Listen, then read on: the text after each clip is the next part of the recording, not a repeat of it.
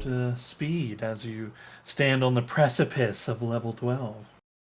Some of us. Some of us. Yeah, we got in a super big fight with a bunch of undead. We made a tentative friend and then almost lost it because of Cody. And now, Hey, uh, I brought it around. I did all of the stages. Derm did help a lot. Derm was the steady hand at at the wheel there. Durham was a very hard tree to hit. Um, yeah, and now she is taking us further deep into this moon palace. Very good. Thank you very much. Very short and succinct. That's how I like it. Yeah, yeah, yeah, yeah. Excellent. Go ahead and take some inspiration. Is this? This is probably fine enough. Okay. Cool. Yeah, you have having just defeated a slew of undead that converged onto your location, a room that had previously held corpses of the residents that had been living here. Though, while the area looked to provide like creature comforts in a way, uh, uh, it was more like a common room sort of thing, less than a place that people would like stay and live. Though your time there was slightly short due to the attack here. Um, it seemed that the inhabitants have been attacked by undead. Your arrival, possibly the arrival of this other woman, this other elf, causing more undead to swarm in. Having dispatched them, you are currently stooped and having to walk your way through some fairly tight corridors here as you are working your way through the like interior maintenance kind of sections here of this facility. Um, there are places where there is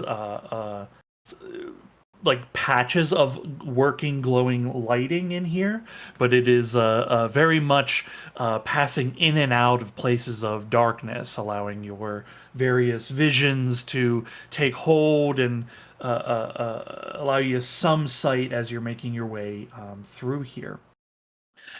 Your guide, let me bring her up. Your guide, having introduced herself as Brayley, and I will type that in the.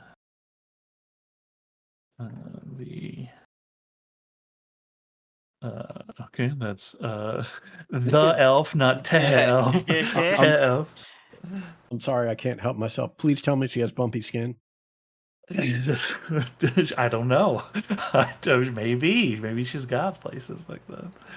I think he was making a joke about Braille. Oh, about Braille? Oh, I have no idea.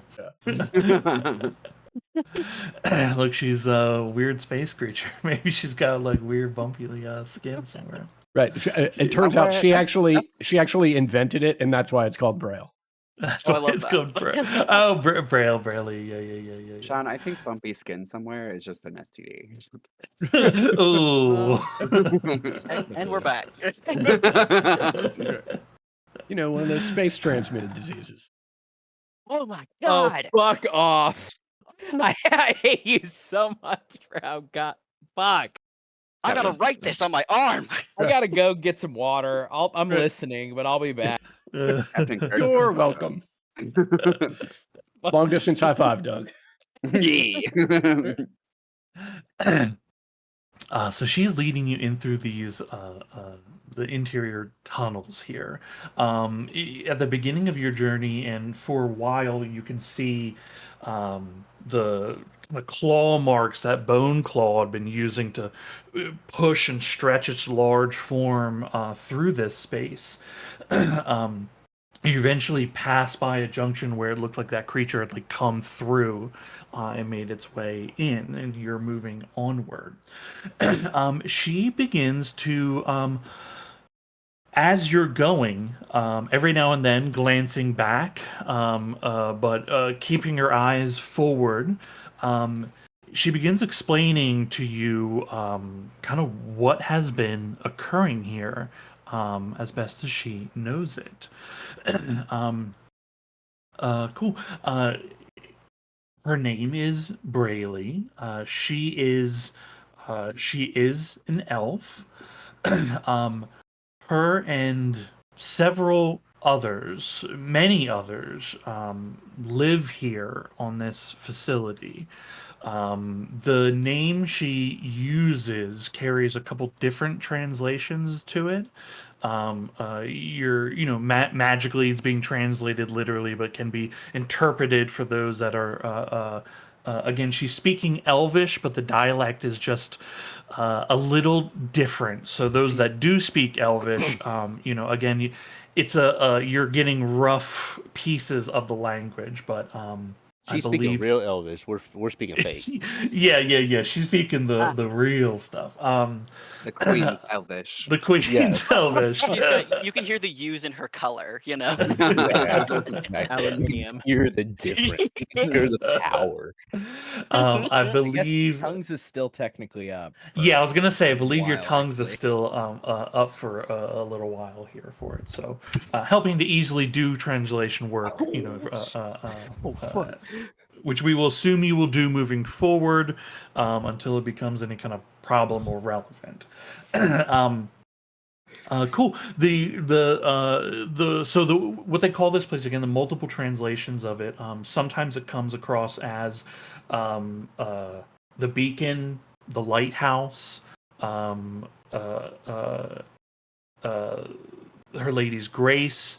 Many different kind of connotations carry together with that.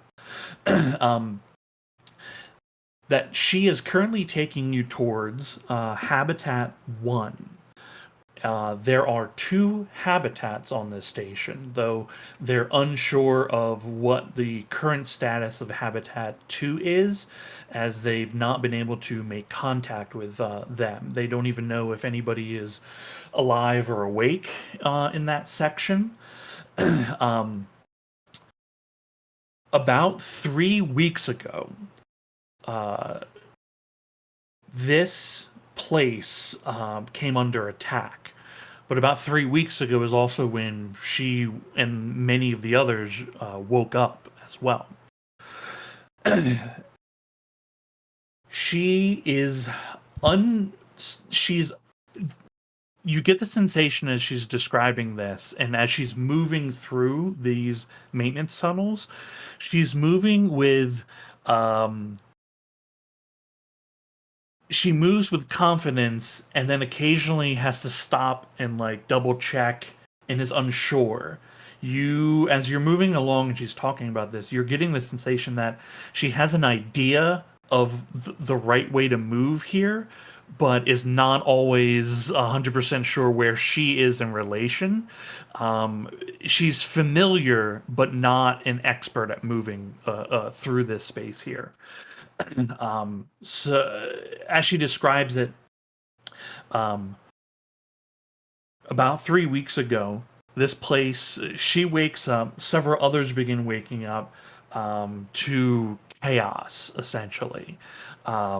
This having to fend off creatures of the undead, the flashing red lights that you had experienced previously, just going off everywhere. Some things she describes as the scriptures were not really helpful in explaining exactly what was going on. Some of that took more time. They're not positive about a lot of the details here, but what they do know for certain is that, according to the scriptures, this place, the lighthouse, the beacon, was made for a time when darkness would take over Aorn. made for a time that sort of a last ditch effort if all else had failed, and that if this place was needed, then heroes would come holding the moonlight, and they would need to deliver that to a place they call the Temple of the Sun. She doesn't know what that entails. She doesn't know exactly what the moonlight is. She can only describe it as she's understood it to be. uh,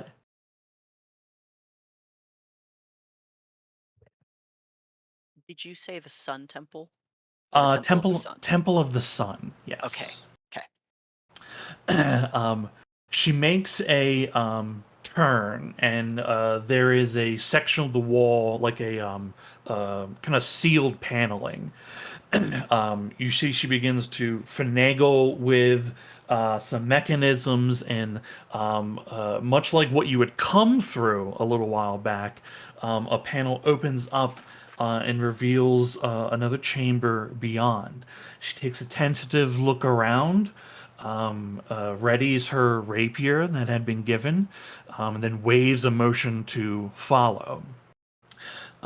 Stepping into an uncramped, larger space here, you see as she rounds a bend, checking to make sure it's safe ahead and allowing passage for everyone. Who is the last in this conga line here? We have our general marching order, but is Laylis and Basar holding the back end of everything? Yeah, we're holding it down. Okay, cool. As you exit out, she motions at you, Laylis, and says something that you generally pick up on here, essentially telling you to, like, hey, right over there is how you can close this ventilation panel again. Oh, okay.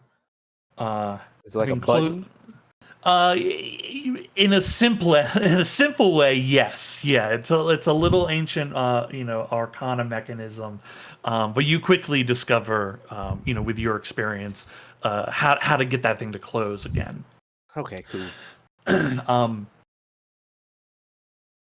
Oh, Jesus, almost fell.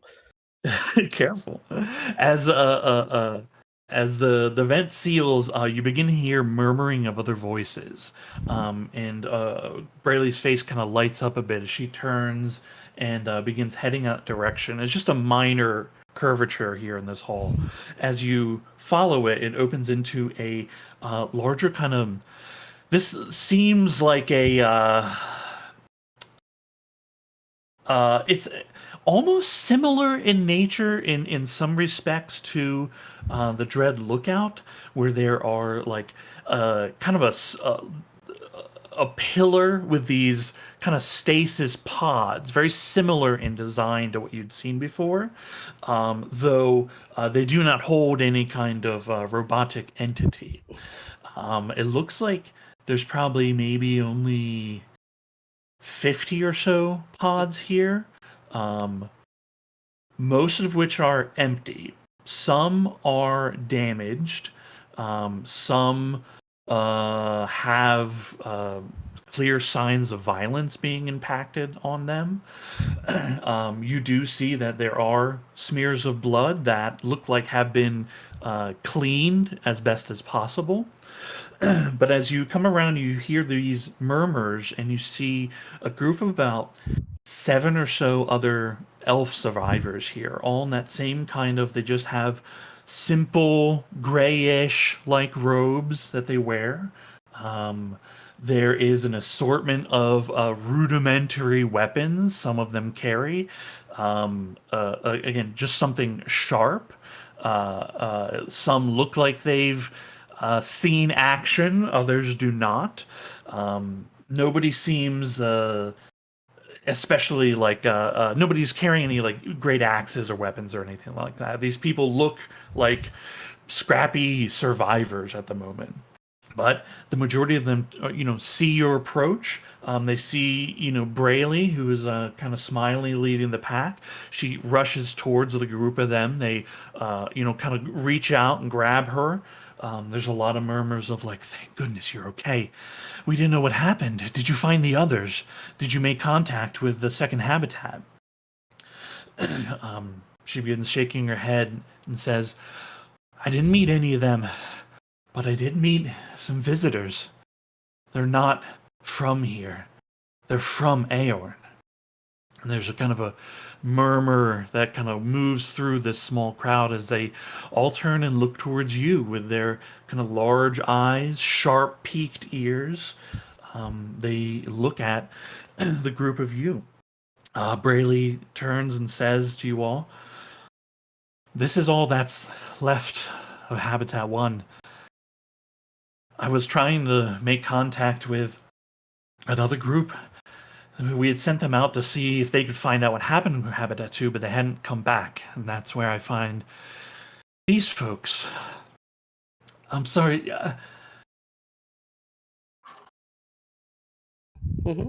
If you could... I can't remember if you gave your names. I think you mentioned introductions and questions and whatnot. This place should be safe enough for now." Thank you. I'll name everybody down the line. Start with myself. Hey, how are you?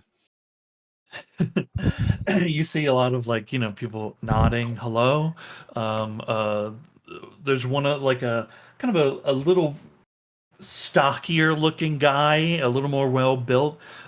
He stands a little suspicious, but everyone else seems like very relieved to see just other people, but also the fact that you all are well armed, like extreme. You guys look like people here that are gonna kick someone's ass. Really good point. We look fucking I mean, crazy. Yeah. I'm wielding a violin, which is probably a crazy fucking You context point. have I'm a giant cyber furry leg. person with cyber legs. It's strange. Your There's a lot violin is the going on. least of their concerns.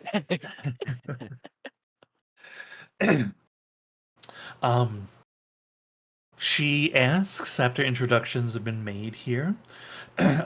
She says to you, I'm sure you have questions. I can try to answer them as best I can. We don't really know everything that's been happening here." We may be able to fill in some of those gaps. Actually, we have some information that certainly, if you don't know everything, might be able to help. That'd be But have you great. always lived here? Have you always been here? The group of them, again, roughly about 8 now, including Brayley, they share some glances around, and Brayley nods, and she speaks, and some others fill in little bits of it here. And she says to you, "Yes, we've lived here, though most of us are not awake at any one time. This place is designed to only have one person active at any one moment, and well, it hasn't been our turn. Actually, the only one that's been here awake at any one point. I had this up. Here we go. The only one who's spent any time here is Nindel. And you see a kind of mousy looking woman, and who kind of, her head and her stature kind of stands up a little bit as her name is mentioned. Eyes turn to her, and she says, "Yes, I've spent time here, about 500 years in total. Mainly, it's just been walking and looking, but everything's always quiet. The real problem, honestly, beyond anything else, is food stocks. Because there's only so few of us awake at any one point, we've been able to not have any issues, but with the damage to the facility and our food here is almost out. And the only other place that we know that should have food is Habitat 2, but we haven't. We don't know if anybody's still alive down there or if even it's possible to get there. Every time we send people out, they either never come back or less come back than we sent out. And now, only Brayley returned.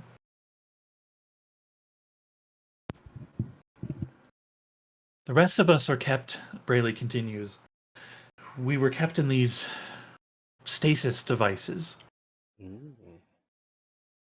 The scriptures can explain some of it, but they're not functioning correctly. They were also damaged in the attack.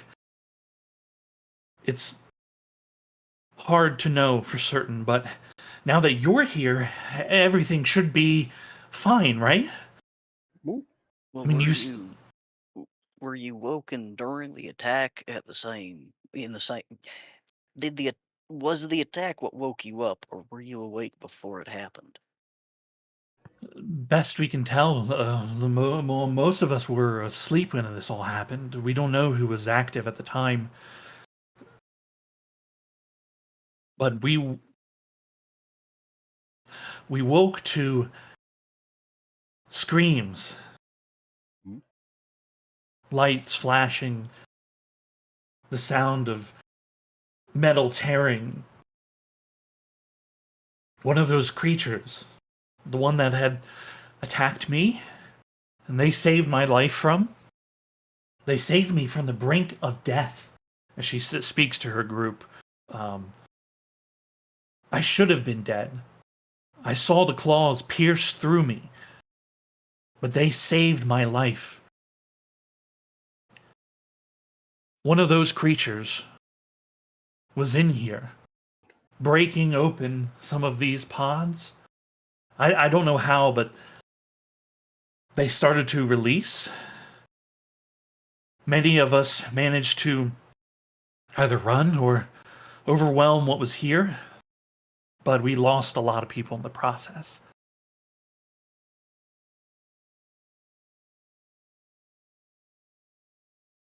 Very sorry to hear that. We have what you're speaking of, the moonlight. We have that with us, and I'll look back to I think Ember Prime who should have it. Nope. I We think left I it have with it. Ragnarok. Oh yeah, and we did. Firm. Wasn't it established that it was going to come with us because it went with them when we passed Well, when no, they came to us? they're here. Yeah, Like they're Oh, they're here oh, on on okay, the this oh, side. okay. moon. They're just guarding the. We left them because it was expedient. You know, Oh, our okay, people okay. just guarding the gate back, right? Because Right, okay. Ragnarok is a one-man army, and Firm can help. And Firm is also Thank there. you.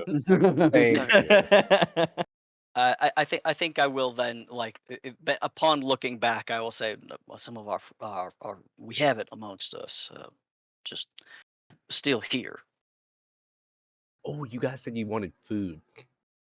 Just met dude, but he cooks pretty good. Gonna point that out. That would be fantastic. Uh, you see, she turns and asks, Nindel, how much food is left? Could we make use of this person's cooking? And you see Nindel nods and says, absolutely. We only have 2 or 3 days at best if we ration. With our extra mouths here, I don't think we'll make it past 1 day. Hmm. I'll look at Durham and check with him. Do we have supplies handy to us? The bag of holding has nothing, but I've got like my good berry. Mhm. I'm not sure what you're asking. Do you have good berry available, like either today or potentially in the future for them? Yeah, certainly. Okay. I don't want to volunteer your powers on your behalf. But I'll mention that we have the ability to conjure sustenance. That's incredible. I wasn't sure that the prophecy was real. I mean, it had to be. It has to be. I mean, it is, obviously, now, but the champions of her light are truly wondrous.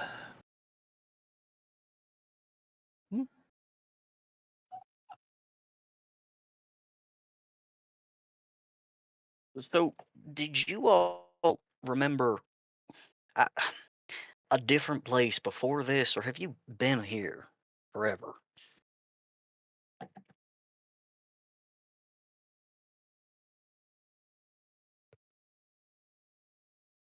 According to the scripture,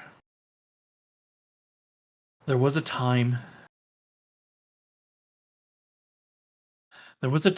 long ago where we made an agreement.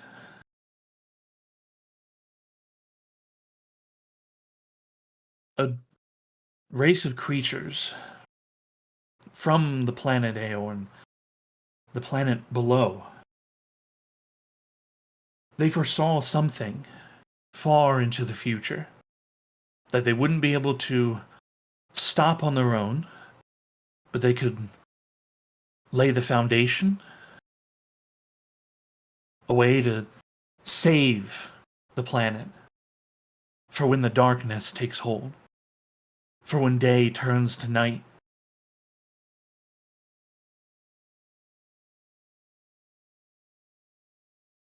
Our forebears made a bargain that we would create a place that in the most dire of times can use both the goddess's light and the light of the heavens in order to vanquish the darkness for all time.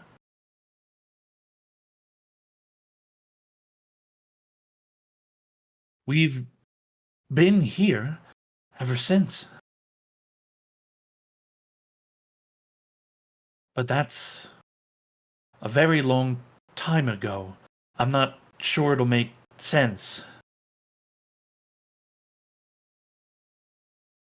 We know precisely the creatures you're speaking of, those who foresaw. We're familiar they made a number of deals with a number of folks on Aorn and all over Aorn, as it turns out.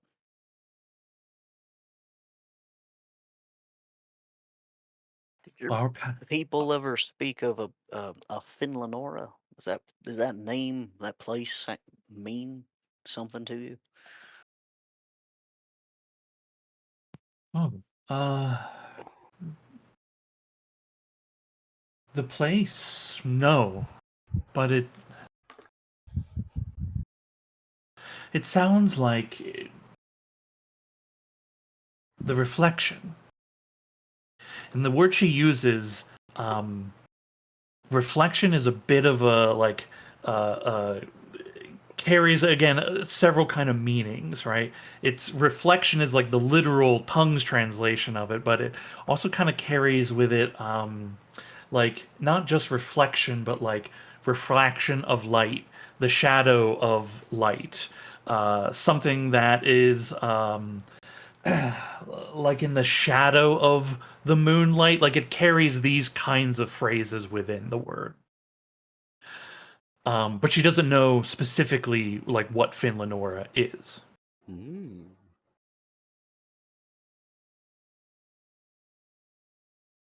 I think I'll give like a short, like,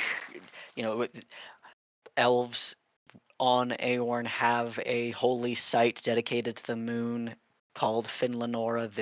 We have the Ithildanora. Like these are helping them connect dots that they don't have connected. Yeah, yeah. She begins nodding. A lot of the other groups in, the small group here also begins kind of nodding and speaking to themselves, kind of discussing the idea of this. Brayley says, "That makes sense. There's gaps in the scripture, and that seems to correlate with what's in there. That we we must have either left a breadcrumb, or they did, some way to lead to here in case it was needed. And if you're here, things must be bad. I mean, things are bad." As she kind of looks around. The same undead are rising on Aorn, and another faction of forsworn souls has been awoken on the plain a in a march against the rising undead. We came here following that same trail, looking for what might be more.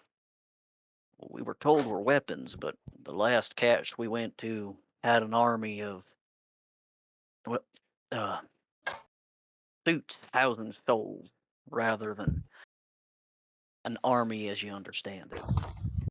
Now I'm beginning to wonder: are you folks have you been taught or have any understanding of what this place operates does when it is operating, or are you the thing that they hid away for us to take? I don't think we're. She kind of looks around. The group of elves here, kind of sharing glances with each other and looking at you all. I don't think we're the weapon.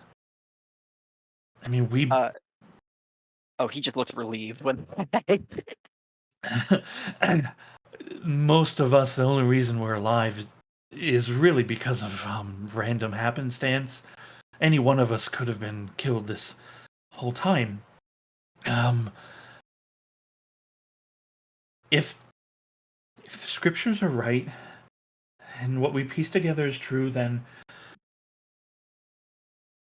this place it needs it needs the it needs our light's grace in order to activate. The temple of the sun is where it needs to be taken, and in the temple of the sun, her light will grow with the heavens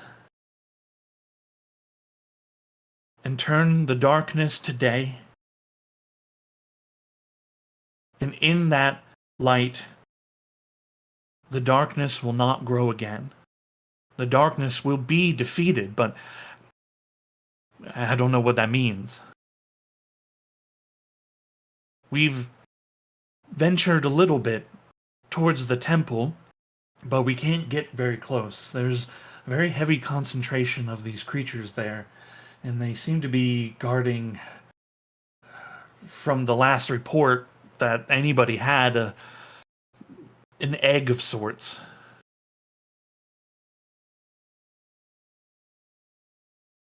And she gives a description of like a onyx ovoid that is described in kind of shape and general description, like a large egg, like about as big, like bigger than that bone claw is. They seem to be guarding it and the temple. Hold on, this should still work over here. She brings you a little bit closer in, as a lot of the elves, are as you're going in, are just kind of like watching as you go. They're really just observing, like they haven't seen anything like you all, and they haven't seen anybody, dressed as you are. It's fascinating and wondrous. They have a great curiosity about it. um, but they begin kind of breaking off a little bit to the side. Some of them are working on like cleaning up the debris here. They have created there's like a another doorway into this place, like a larger bulkhead that has been like barricaded just with junk piled up against it. You see one of them goes over there to like remain at guard and that sort Uh, of thing. I'm gonna ask one of them. So which way is the temple? It's not that one, right? And point to like the fortifications they're barricading. Well, you could take that way, but it's right now Do you need anything in that direction? Is what I'm actually asking. in the temple. Well, there's nothing that we need. No, I The mean that particular hallway. oh well, it'd be nice to not have to move through the maintenance tunnels, which are only as safe as anywhere else in here is, which is to say, not very. We've held up here as best we can. So they have one entrance and then the maintenance tunnels, right? Into this area, yeah, it looks like there's like one like purpose built entrance here. Mhm. And then as you look around, there are more than the one maintenance access that you came into. It looks like there's several avenues one could take to get into those kind of guts of the facility. Did you have any more questions for this guy? Mm, No. Okay, cool. He kind of nods at you and goes back to trying to check on the fortifications and just kind of make sure that like nothing's breaking through on the other side, that kind of thing. So he kind of goes back to being alert. Brayley leads the pack of you in towards a kind of table-like area here. She begins pressing on some of the glyphs in the air, and the kind of shape of the top of the kind of table shimmers for a moment, and a little holographic, illusory display appears, and it is kind of like a uh, it's a map of the facility, but it's not like detail broken down, right? It gives you like here is the major sections of it, and here I will draw it. As she begins kind of pointing and explaining where things are here. This is the kind of rough approximation. You are currently, what color am I in? Okay, cool. You are currently in Habitat 1, which across from it is Habitat 2. There is the teleporter that you would come from is around here. And then moving in this direction is the Temple of the Sun. They have not been able to make contact with Habitat 2.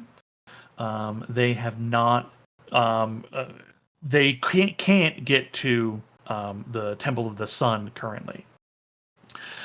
She also explains, as this thing kind of comes up, you see there are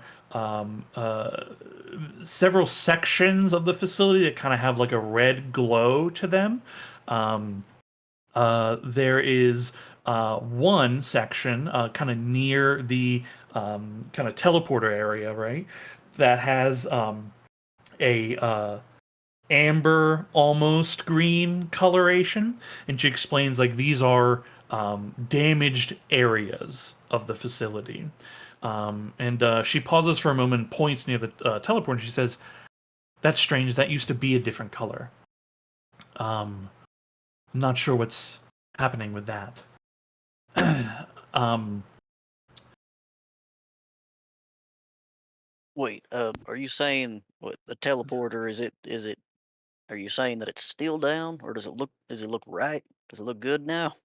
oh, I don't know about the I don't know about the device itself, but we hadn't been able to go that way in a while. There was a damage in one of the walls. Oh, good. Briefly word that since we'd come through, they'd fucked it up. Maybe still I- have, but I think that's where Durham fixed it, where we almost got sucked out. Oh, I fixed it. But yeah, I'm sorry, yeah, Zal fixed it. My bad. I don't know if it'll That's hold where it got forever, fixed. but there is a giant. Well, giant is generous. There is a wall plugging it for the moment. Well, our problems are many. If you have food is our first concern here at the moment. Unfortunately, if you have means of assisting with that, that's wonderful. But long term, that's going to require something to fix that. Our best solution is to get to the stores that are in Habitat 2. Habitat 2, however, is having power fluctuations, which is not good because that also holds one of the energy conduits for the Temple of the Sun. Oh, As our understanding of this place is, according to the scriptures, and she presses a few more icons, and just large kind of walls of strange elven symbols come up, which have for many of you, they do carry some meanings with them. You're able to kind of get those that speak Elvish get a sense of what they are, but it's that and combined with your own ancient arcana allows you to actually kind of get an understanding of what the scripture here is actually saying. In with the text, also various images appear, and it shows that in Habitat 1 and Habitat 2, there are two energy conduits. And as best you can tell, based on what the information here is saying, is that each of these conduits appears to be drawing energy from the light of the sun and is just constantly being pulled in and poured into some kind of storage device. The one in Habitat 1 where you are is currently working correctly. Habitat 2 is having fluctuations in its power, is unstable at the moment. It appears to be damaged in some way. Habitat 3 is beginning to have like flashing amber signs, a couple red ones. Sorry, not Habitat 3, the Temple of the Sun, which also has a energy conduit. So there are three energy conduits here, one in each of the main stations. The one that you're in is okay. The other ones are having difficulty of some kind. She explains, now, getting the food stores is important, but restoring power is also going to be important for whatever it is that you need the lady's light for. If energy is not stabilized, then I don't know that anything we do here will matter at all.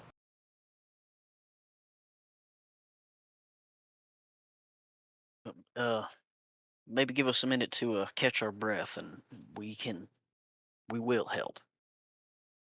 Of course. She just steps away and goes over and talks to some of her fellows here.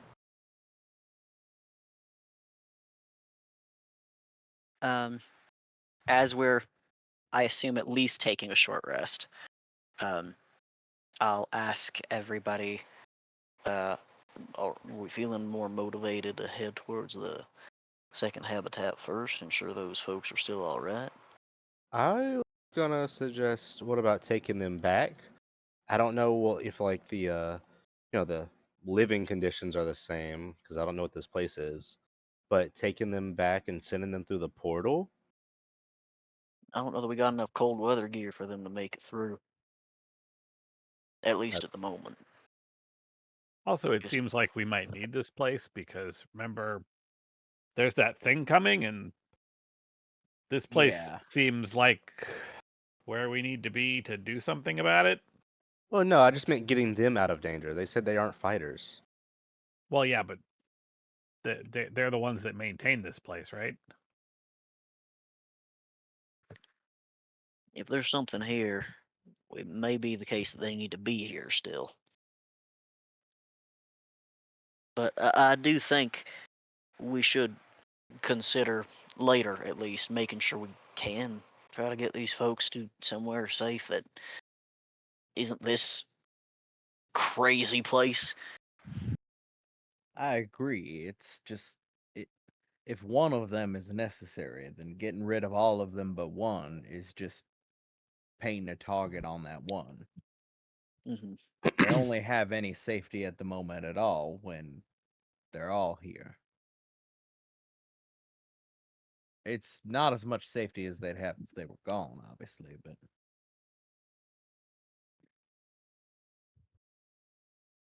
we need at least a few of them to be efficient guides, I suppose. Or to do whatever arcane workings is required to get this thing functioning.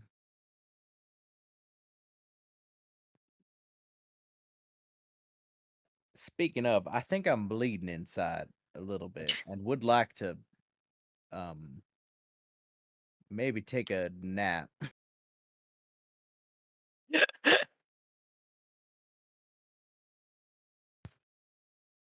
Not fair.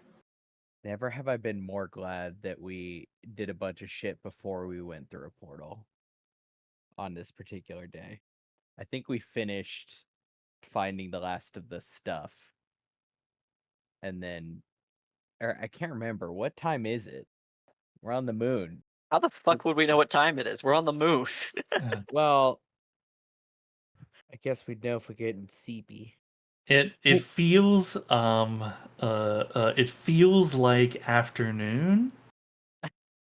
Yeah, I mean, by tomorrow it's all gonna be fucked, but for the moment we can hang on to it. Vicious. Are we good to engage in a short rest? Absolutely. Cool. Yeah, you guys absolutely can take a short rest here. No, Yeah. my temp hit points. Oh yeah. Do they go on short rest or is it long rest? I don't I know. feel like they It's on a stay high-class actually. feature. Yeah, I thought it was long rest. It's long rest. Temp HP 5E.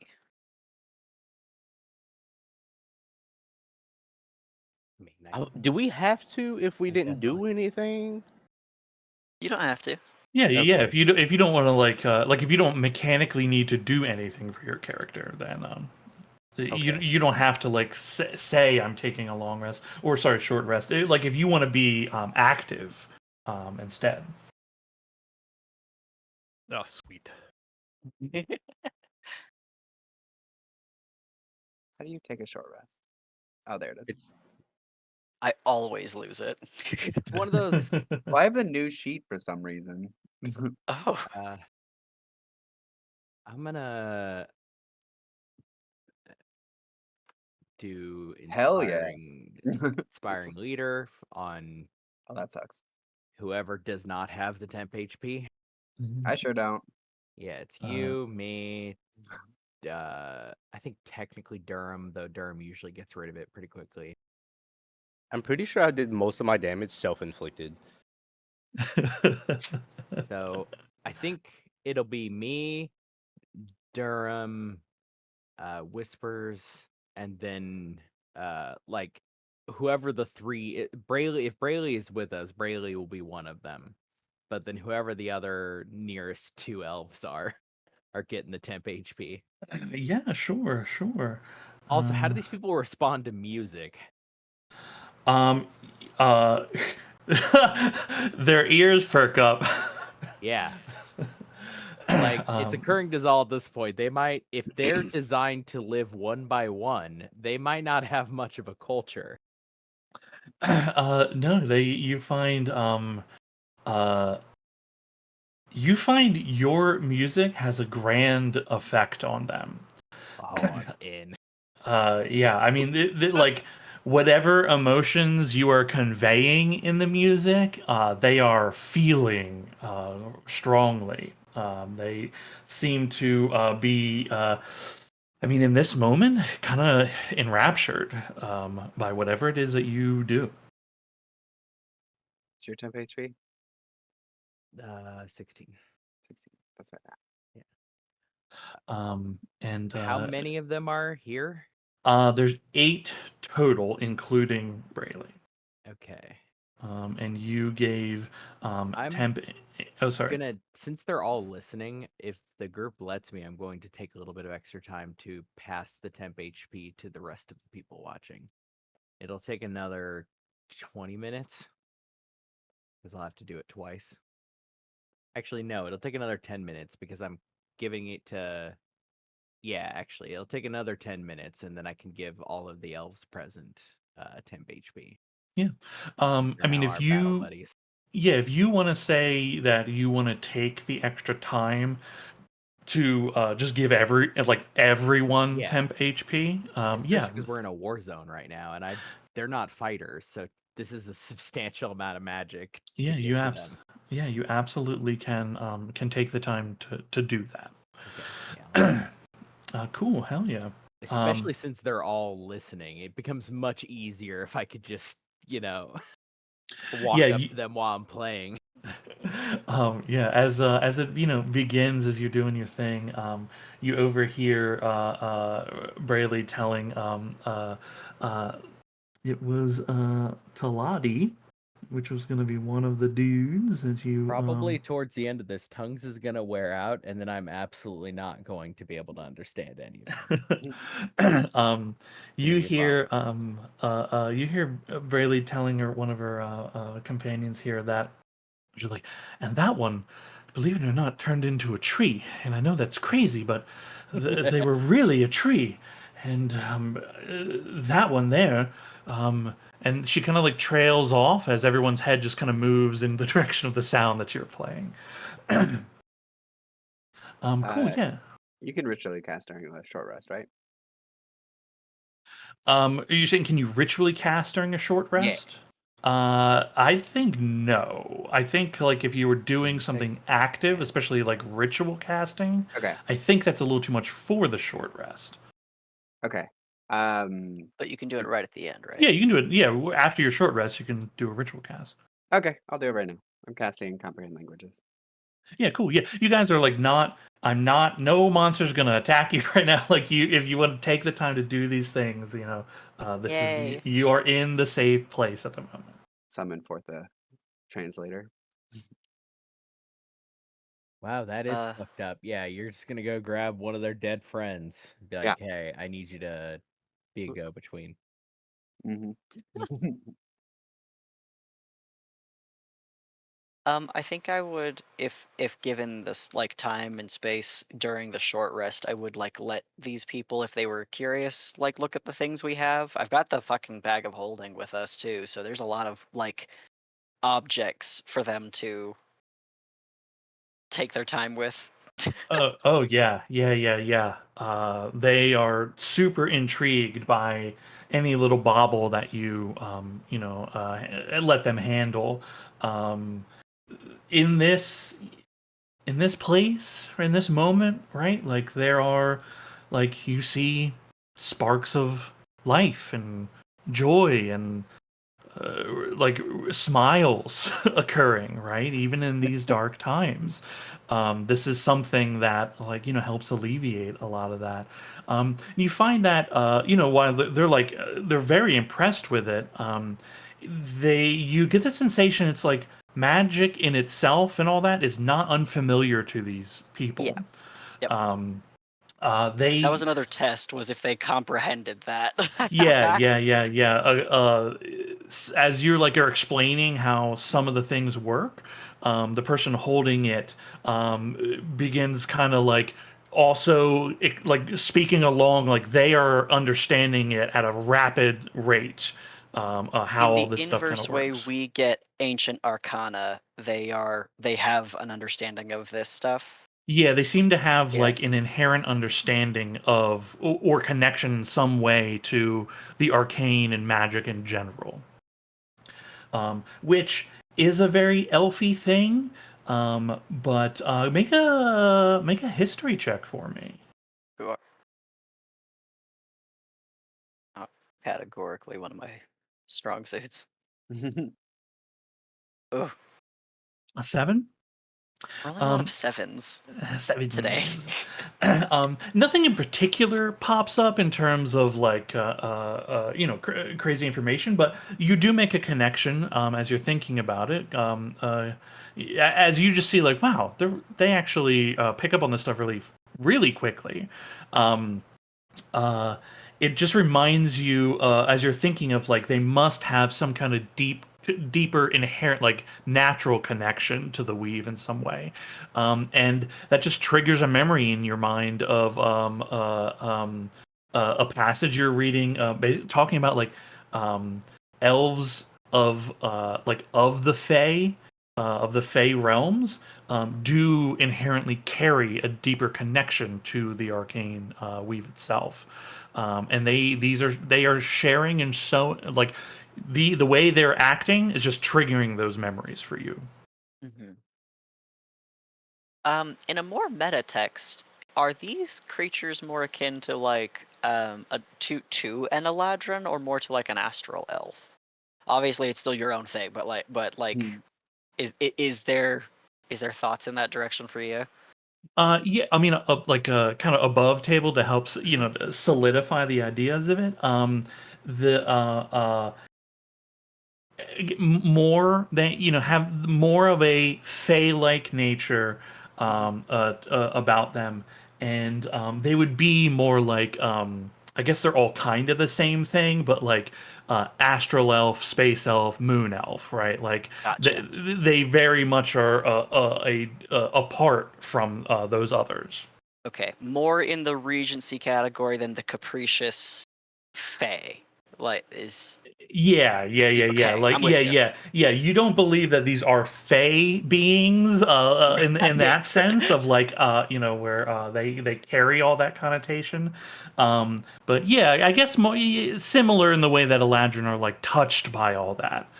Yeah, they have a similar thing. They are very, very touched by that, but affected by the place and environment that they find themselves. Right. Right. Cool. Thank you. Yeah. Yeah, an Eladrin whose season is only the moon. Hey, that's cool. Yeah, That's cool as fuck. kind of cool.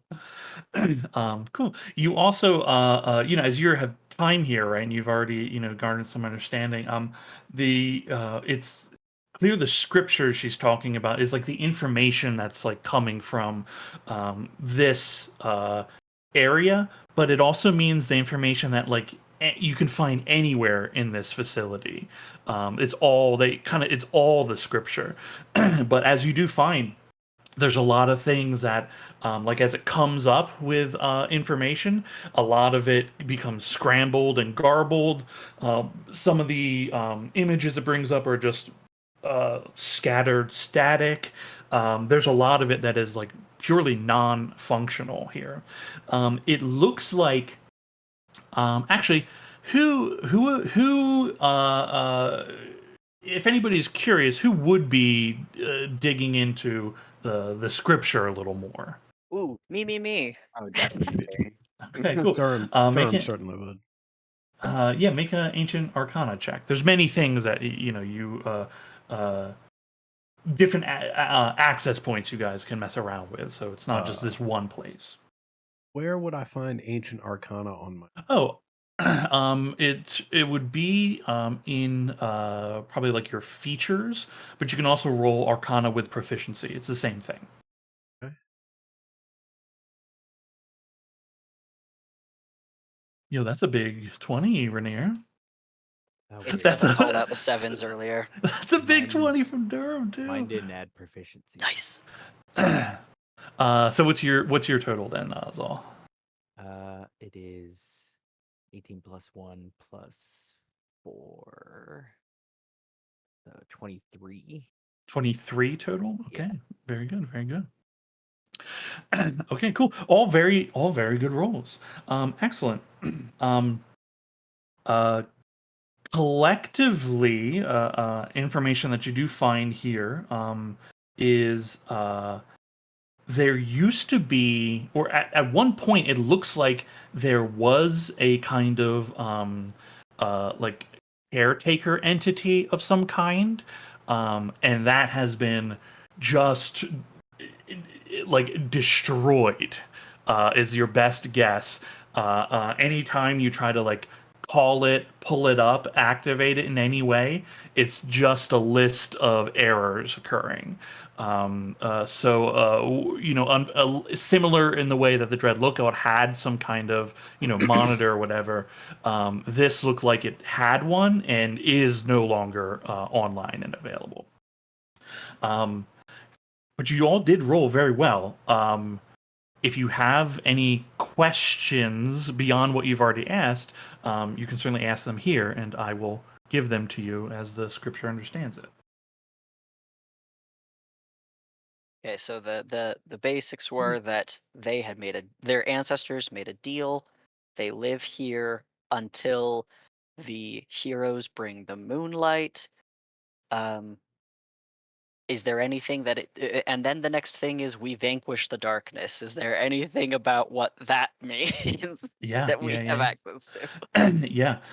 It looks like a pact was made long ago. It is like as you're like gathering, like, oh, okay, some of this is becoming a little more clear with more information than what the translation of what Brayley was trying to explain is, a pact was made with the moon goddess long ago with these people, and that pact, that bargain also included helping the Vol in doing whatever this was. This was a bargain was struck, and the cost was this. The They have been here for as long as as long as the Dread Lookout is your best guess of timelines here from what you're picking up, again with these high rolls of sifting through and piecing together information. um, uh, this place should not be active right now. This place should not be active for thousands of years to come as a failsafe in case something could not be done down below. This is to be a last resort. In terms of what to do, it doesn't explain it, like very clearly, but there's many references to the lady's light, the light of the night. In some cases, you eventually find the word just Ithildanora is there.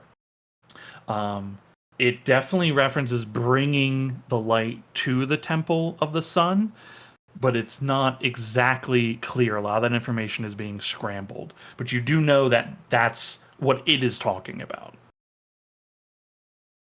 Anything about this egg that these dudes got? Nothing on the egg. Nothing on the egg? Yeah, Oh, nothing on the egg. okay. Is there any mention of locations on Aorn that we're not familiar with yet? There's not a lot of information on Aorn in terms of like locations here and there. Most of the information appears to be um, uh, um, restricted to like what this place is, and information kind of regarding the peoples here. There are references to uh, there are references to it kind of describe it's like translated to like the first children or the children below, children behind. There are references to uh, it seems that they're referencing like other elves below. But a lot of that is really hard to make out. The only reason you've been able to even gather all that is from like these nat 20s. Because it seemed Brayley was not really familiar with a lot of that, but you've been able to peel back more layers here and dive deeper than they have. So there is some information here, but mainly it's just like they like we left our children behind. We left a trail should they need it. May that day never come. That's kind of the information you get out of it. Um, this is, I guess, a more theoretical question, but I'm sure Durham, upon reading these documents, would be looking for any connections he could draw between the moon goddess and the three sisters. If there's anything that he would interpret as being sort of like-minded purpose. You don't find any direct connections between the three sisters and the moon goddess, but I mean, from what you're gathering, it's very clear the referencing saloon through all of this. That is like very very well. The other thing that I didn't take the time to mention or describe yet is there is like saloon iconography in places. There is very clearly like it's not like here's the grand statue of the goddess, but like it is very clear her symbols are here. Um, I'll even say, even though this is not the thing, but you're asking a question related to it tangentially, and you got nat 20s on these as well, right? Is as you're seeing, like, okay, this is who they're talking about for sure. I can see some of her symbols here, mixed in with symbols of the moon and all that kind of stuff. Is there are symbols of the sun as well. There are two sources of light here that seem to be like connected and intertwined in ways. Can I come at this from the perspective of like rolling a history check to see if any of this smacks of like, fables or disparate fables and tales, like, some like story that stuck around in a completely different form? Hmm. Like I the mean, kind of way you that like the details would go away, but what's left is like, oh yeah, this is what that is talking about, right? It's just they don't know they're referring to that. They've, made a different metaphor for it. Since this is um something that's incredibly ancient. Yeah.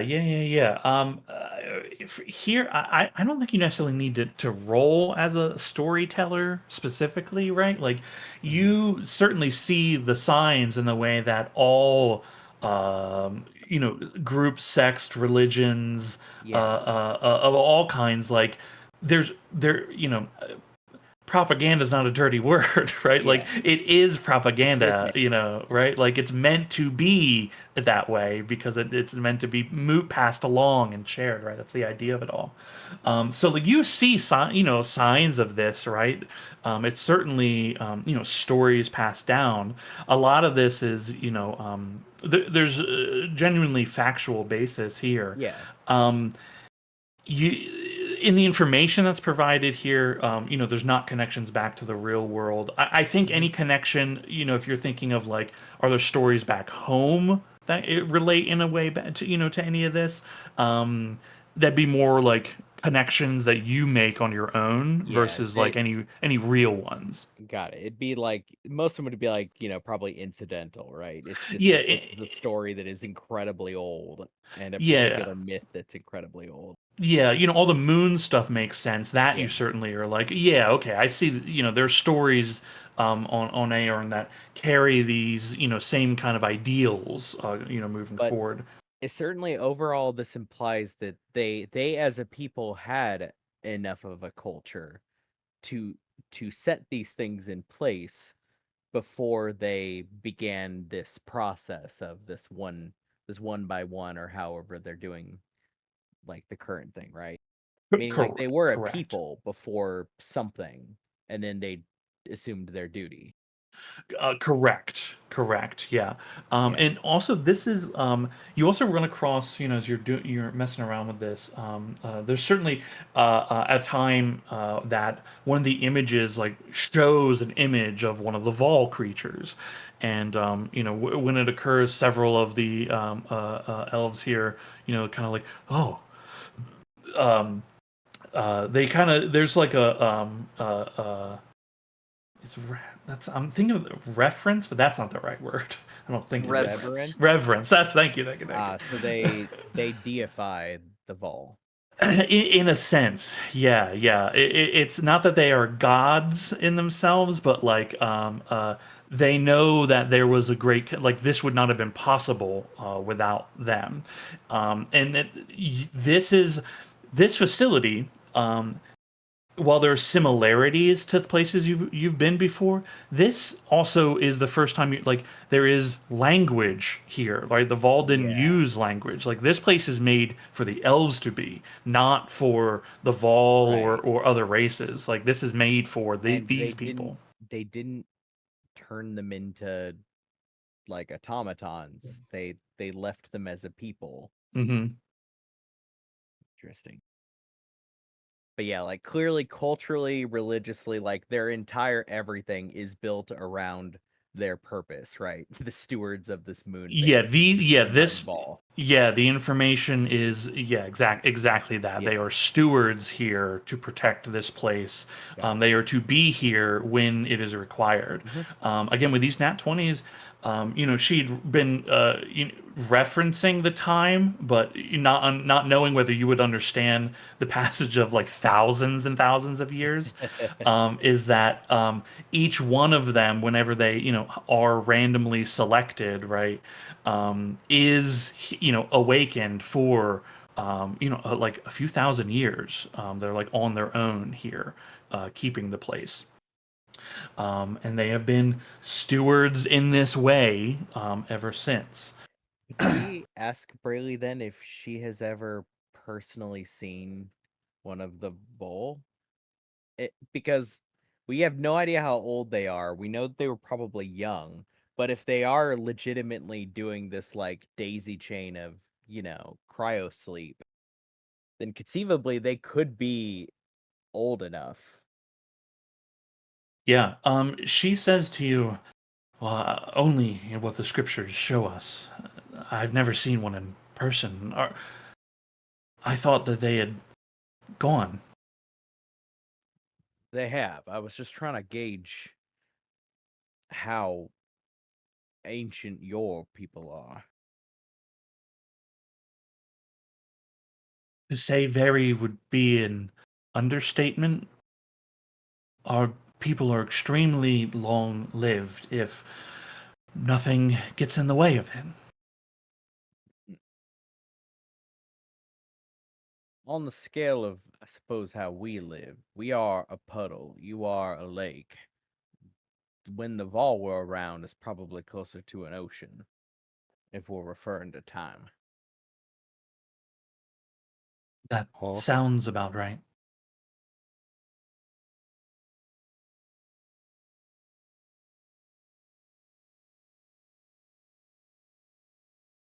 While we're reading, do we find any more information about what the moon goddess got for the lives of her people? Um, there isn't a specific of like the pact was made and this is the what she got from it. Though with the Nat 20, what you uncover here is um this bargain essentially bound these people to her. Like this grouping of elves, not just like I say this grouping, but I'm also speaking not just these elves in front of you, but like all of these kinds of elves here.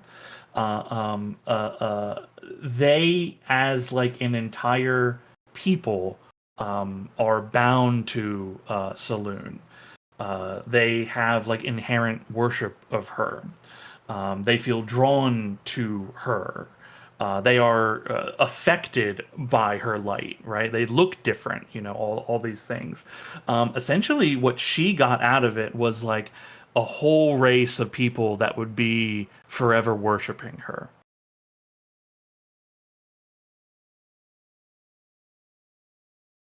So I will Interesting. say, So the Vol traded them. it seems like that part of it, yeah, yeah, part of it was this agreement here between this race and Saloon. Um, the other part of it was uh, again, because you guys rolled so well here. Um, the other part of it is she needs the sun, right? The moonlight is just a reflection of sunlight. And if something were to affect the sun, then that would affect her as well. And without one, the other doesn't really exist correctly. So part of this bargain is to, um, while she Is could not, self-preservation. yeah, self-preservation. Okay. Like she could not Okay. do this on her own, and a path was laid forward that allows for the chance to survive should something occur. Okay. Also, the Interesting. fact that the Vol are negotiating with fucking gods. Well, they practically predate some gods that we have. Yeah. They Huh. are effectively creatures that established faith in our peoples in gods by trading our souls. This is what has been happening. Huh. Yeah. Yeah. They have instilled religion so that they do not have to be the puppeteers. They did that with the other folks too, and a few of the other like systems that we've witnessed as like schemas of worship, particularly with Finlanora. Every ritual that we've bumped into has been with the intention of like fortifying some of these like ancient arcana features, like the moon temple specifically. Like, oh yes, connected to the goddess, but first it was a vault, and then it was a temple. Yeah. And that's been like cascading down. Mhm. I've been waiting for more of it. So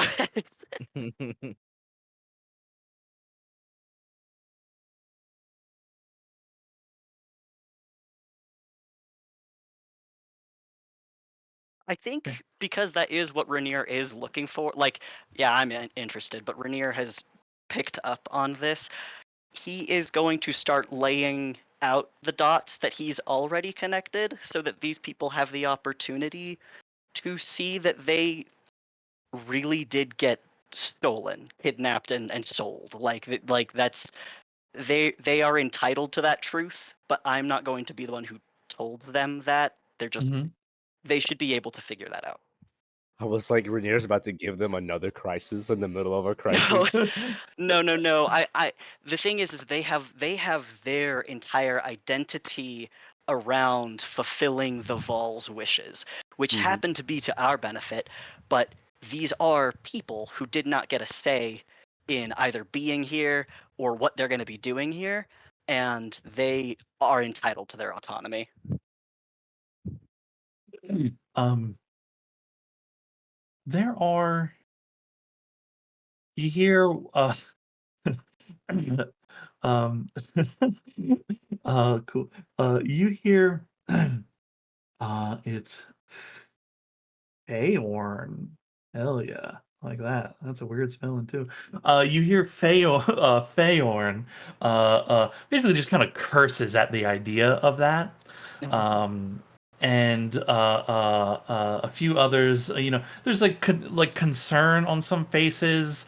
Um, and Nindel speaks up and she says, "Well, none of that matters to me. We're here. This is what we're supposed to be doing. If we don't have this, then what do we have? I don't care about what happened before. I want to save our people. I want to stop the darkness. And I want to prove to her she was right. That's it. I'll give that weird dad smile. You see Brayley kind of put an arm around and squeeze Nindel's shoulder, and they kind of, share a smile between them. And Brayley looks at you all and says, "We don't have much here, but we're not lacking in bravery and resolve. With you here, it's possible. It's possible that we can still turn this around."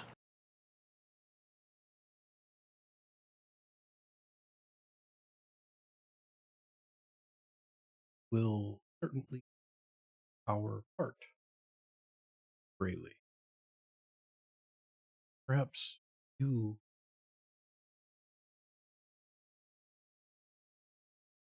Sure. I will pull out the Staff of Frost. I will present it to her.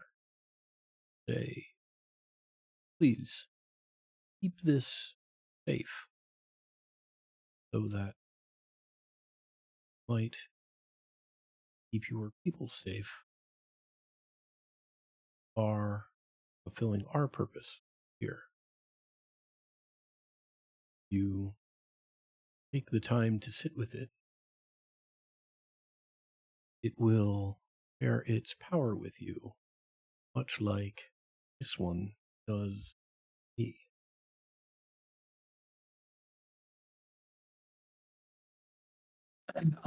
She holds the staff, and you can see her presence gets strengthened, feeling the energy within this thing.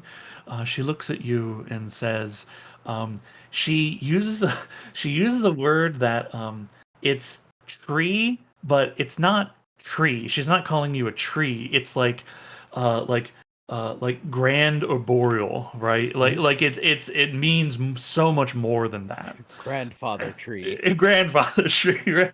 A great Biggest tree. tree, spirit tree. um, looks at you and says, I can't take this."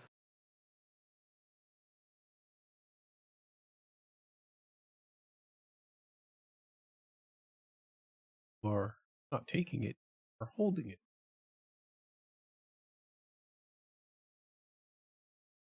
Then I will look after it.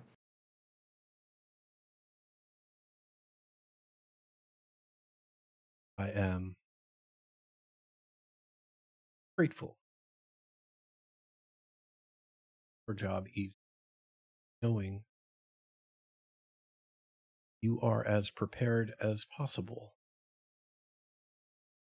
Protect yourselves.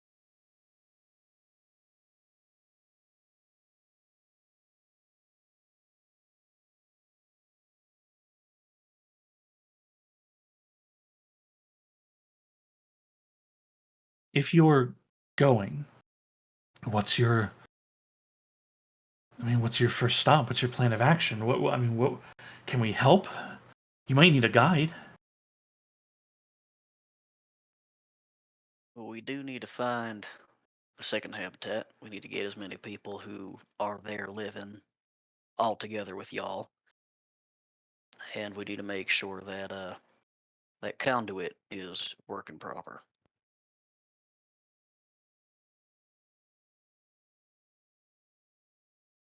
Well, I can help with that. I've been scurrying around here the last few weeks. I think of anyone, I know the facility a little better than most. And, um, well, Fayon here, he's actually pretty good with the rest of the stuff here. I mean, if you need someone to help with a conduit, he's probably the best that we have there. We can help. then we are gonna need it.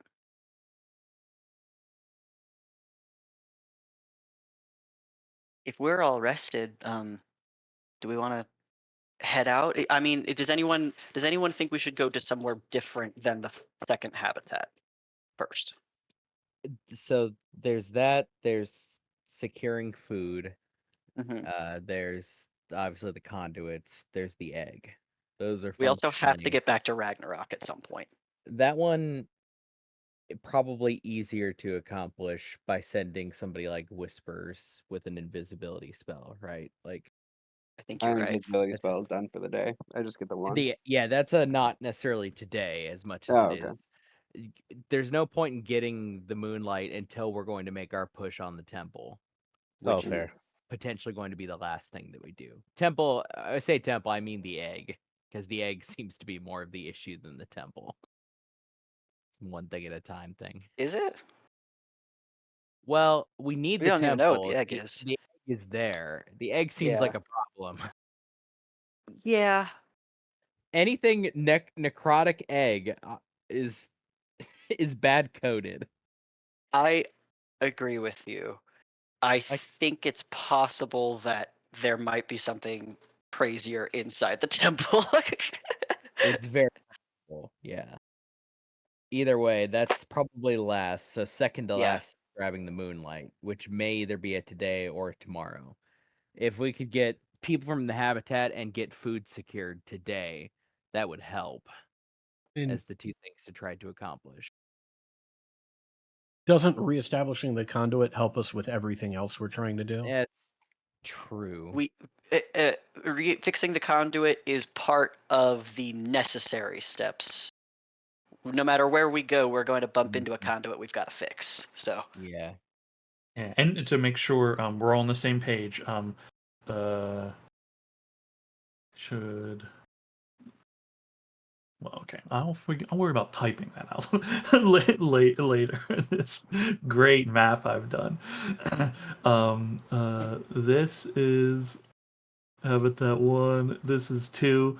Habitat 1 and 2, they each have energy conduits. 2 is where they think food. 2 is where they like the next food stores are 2, right?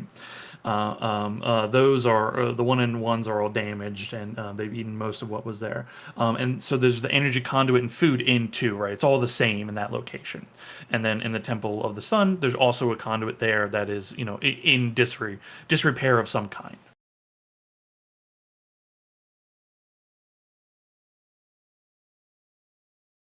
Yeah, sounds like Habitat 2 it is. Mhm. Sure, you don't want to split the parties, and you can get 2 jobs done at once. Well, we could That's a get good we could idea. get 3 Or- jobs done at once, Mhm. split it in Yeah. twos. We can send Ooh! somebody to the teleporter, right? Yeah. or none I of the had a- jobs get done. I and we had a- all die separately and alone. Ooh, hard It's all right. vacuum. Sorry, my backup character's right here. I don't know. Team could probably get at least one of these done through chicanery. Yeah. I was gonna suggest if we wanted to send somebody or something, you could always send Basar, but I don't know how your invisibility works. Like if you can apply it to others. Right. Also, mean- Basar then has to communicate with whoever he's bumping into, which I don't think would be either Firm or Ragnarok. I mean, you could do the TV taps, and Firmament's not the brightest, and he's like, okay, well, a dragon just fucking showed up, and now it's doing a circle telling us to go this way. An invisible tippy tapping. An Well, invisible tip when he tap. gets there, When he gets there, he can't uninvisible unless he yeah. attacks something. Oh, So he yeah. bites them first. He bites Ragnarok. Ah! Rawr.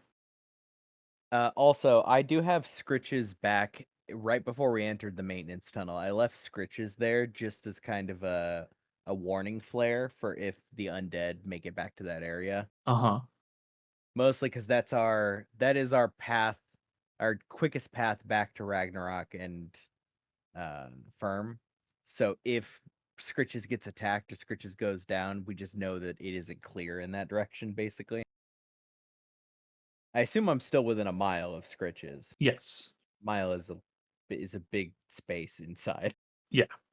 Yeah, you most certainly are. Very cool. You've put what's that in League where you put a little like pylon or something down so you have vision? Yeah. Ward. Yeah. Wards? Well, Yeah, I yeah. knew he was gonna have some issues getting around the ducks, so I was like, okay, sorry, buddy.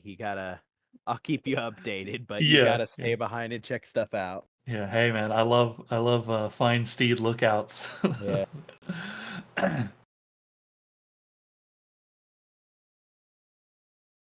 Okay, it sounds like the plan of action is to head to Habitat 2 and see what is going on over there.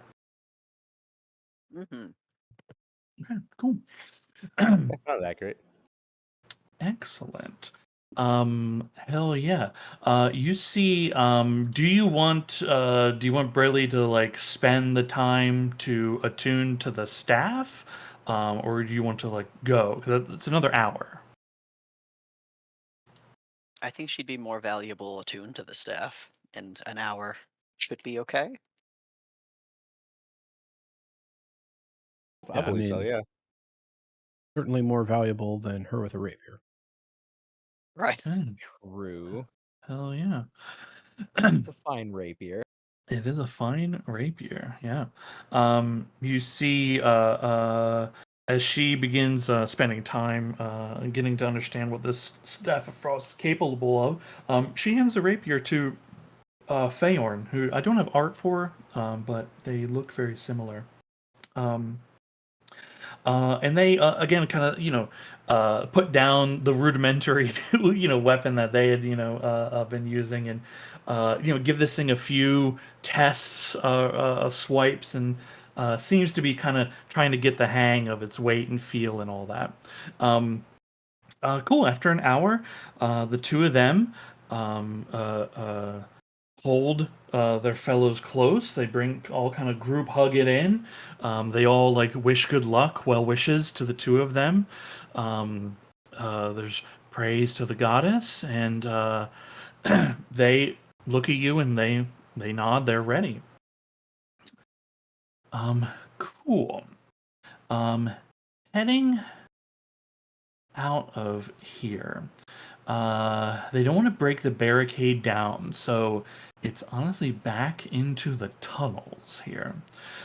um, they before they leave, Brayley kind of looks at the kind of facility map for a moment and kind of moves it around, kind of hemming and hawing, and kind of decides that she's figured out a course here. Um, and she enters into the tunnels. She takes a different access point in here. And the pace that she walks by, you actually see the rooms where there would be like living quarters here. They're in disrepair, but nobody was in them really when the attack has occurred. They have made some use of it, but it seems like they very much prefer to be safety in numbers than kind of going over to this area. In this section, you also see um, there are what would appear to be like vast storerooms here, and there are stacks of these canisters, almost barrel-like. And on these barrels, there is a kind of clear section in kind of the center. There's like solid top and bottom, and then like the walls are kind of clear. And you see floating within one of the barrels, and there's only a few of these things floating in there, are these like tiny little like lizard creatures. They appear to be they are not moving. They are not alive. And this is not like formaldehyde, that kind of thing, right? But it is definitely some kind of like storage medium for food.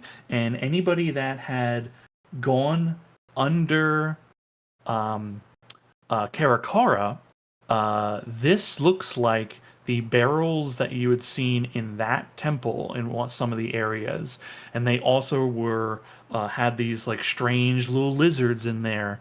Very clearly a food preservation system. The most of the barrels in here, in these storage areas, these are like damaged. Some are not functioning, and what's inside is very clearly rotted. And it appears to be they weren't kidding about their food resources being low here. It seemed in the attack, a lot of this stuff was damaged.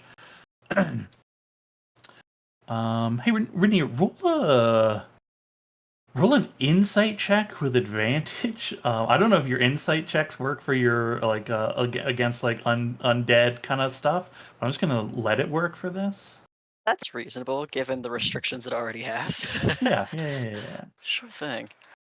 This is about like undead behavior. Yeah, You super know a great. lot about undead behavior, as it turned out. Yeah. You know a lot about undead behavior, and this is not correct. They should not be going after critical things like this.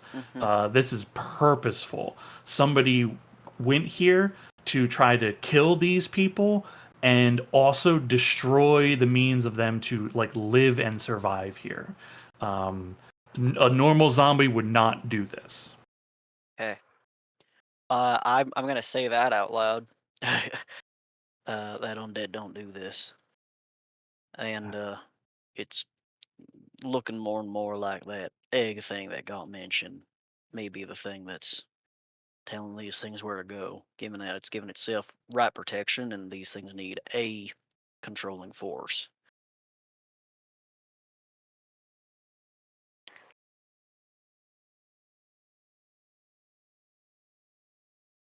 Hell, yeah. Intelligent design, as it were. Okay, cool. She takes you into the ventilation shafts, and you begin moving through the cramped maintenance tunnels. There are portions where you are crawling on your hands and knees. Uh, she takes a turn that requires like scraping through on your belly and then pulling yourself up onto another section here. You are like within the bowels of this place. I was made for this. Oh, creepy. I'm all, We're watching you in your own environment, moving like a I'm all snake. fucking scrunched up He's like a worm just like a moving his ferret. way. Yeah, a little ferret. I was literally about to make a joke about Ember Prime getting stuck because she's thick, and then we've got the big bugbear squeezing Yeah. through like it's nothing, and then the shortest member of the group going, "Hold on, wait, I'm stuck." Shit. You Does you anybody walked have in. butter? You walked into the hall thinking that it wasn't going to be an issue because you didn't have to bend over, but those hips, baby girl. Like it's the shoulders. Oh boy. How are you doing this? I don't know. I was That's born this way. that's cheating. I mean, they sprain easily. Is that anything? There's a cost. Hell yeah. Are you suggesting bugbears have hypermobility as a genetic trait? Well, I'm not You're suggesting. you're not wrong, I think. It's pretty much right there on the page. Yeah. I don't think dislocating being part of it was intended. It I'm certainly, extrapolating. yeah, it certainly Mhm. was. Is this our same marching order as well? Do we want to keep it at like it is shown here? Yeah, I like it. I mean, I don't mind being back here. Okay. I like Oh, you know something that we wrote down to talk about, but we hadn't yet was Basar. Basar had gotten affected by one of the creatures you fought, and he has like these inky spines, these spindles of kind of breaking through the scales in various places. Not quite full on porcupine, but like it's not a good look for sure. And he appears to have like a bit of discomfort because of it. Is this even after resummoning him? Like it doesn't come, it comes with the resummon? When he is resummoned, those same spindles just start growing back out again. And they are, again, not like solid spikes. They have like a kind of inkiness to them. They're like sturdy but strangely flexible. As he's moving through these tunnels, they are, folding and moving, with his body and everything. But yes, they are present on him. That's not good. Oh, I'm so sorry. I mean, I don't know if this will help. This might burn a little bit, buddy.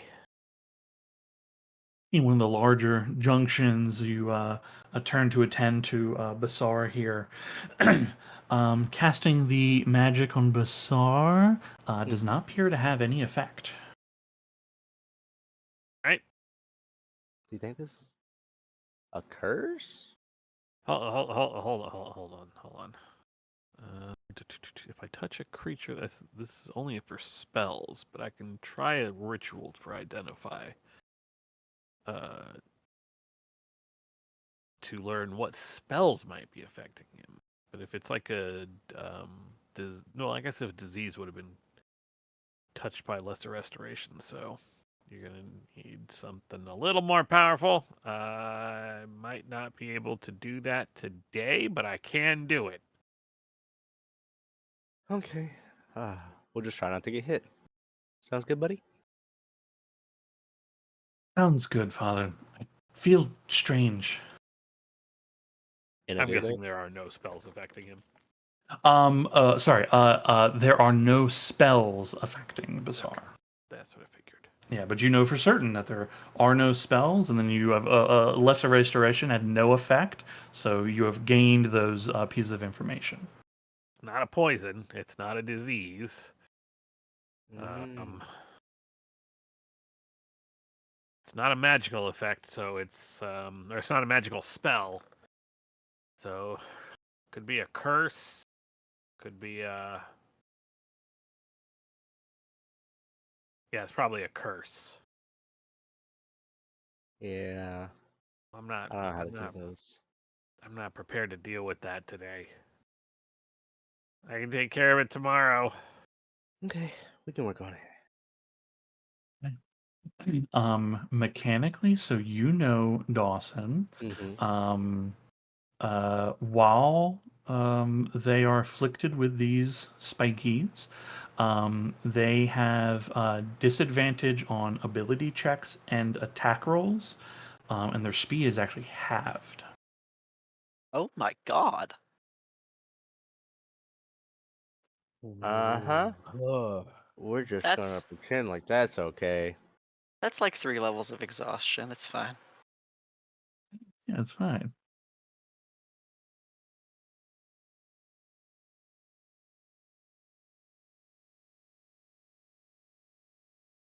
Okay, I just put it in the chat, so it's like there in case we have to refer to it. I wrote it in my bio notes. Yeah, you got it, man. I just yeah. Quick bit of business. Every 10 minutes or so, Durham is mumbling a little prayer to the sisters and staff. Very good. You got it, man.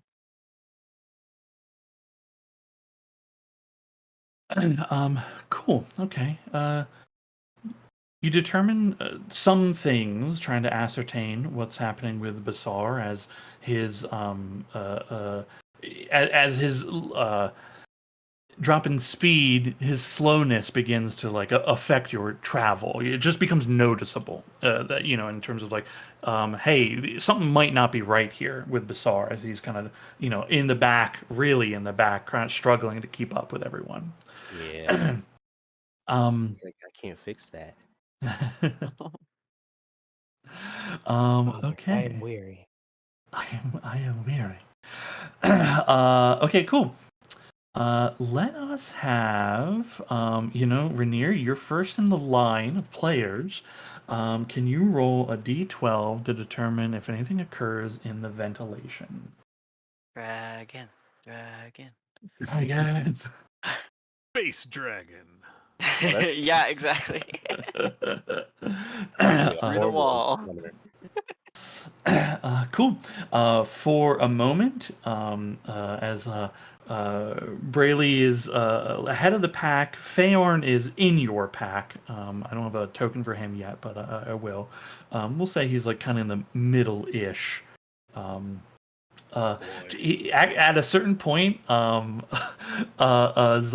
as you're moving about, you see Feorn is like these two elves are like quite nimble in these small places here. They're fitting pretty well due to their thin, lithe nature.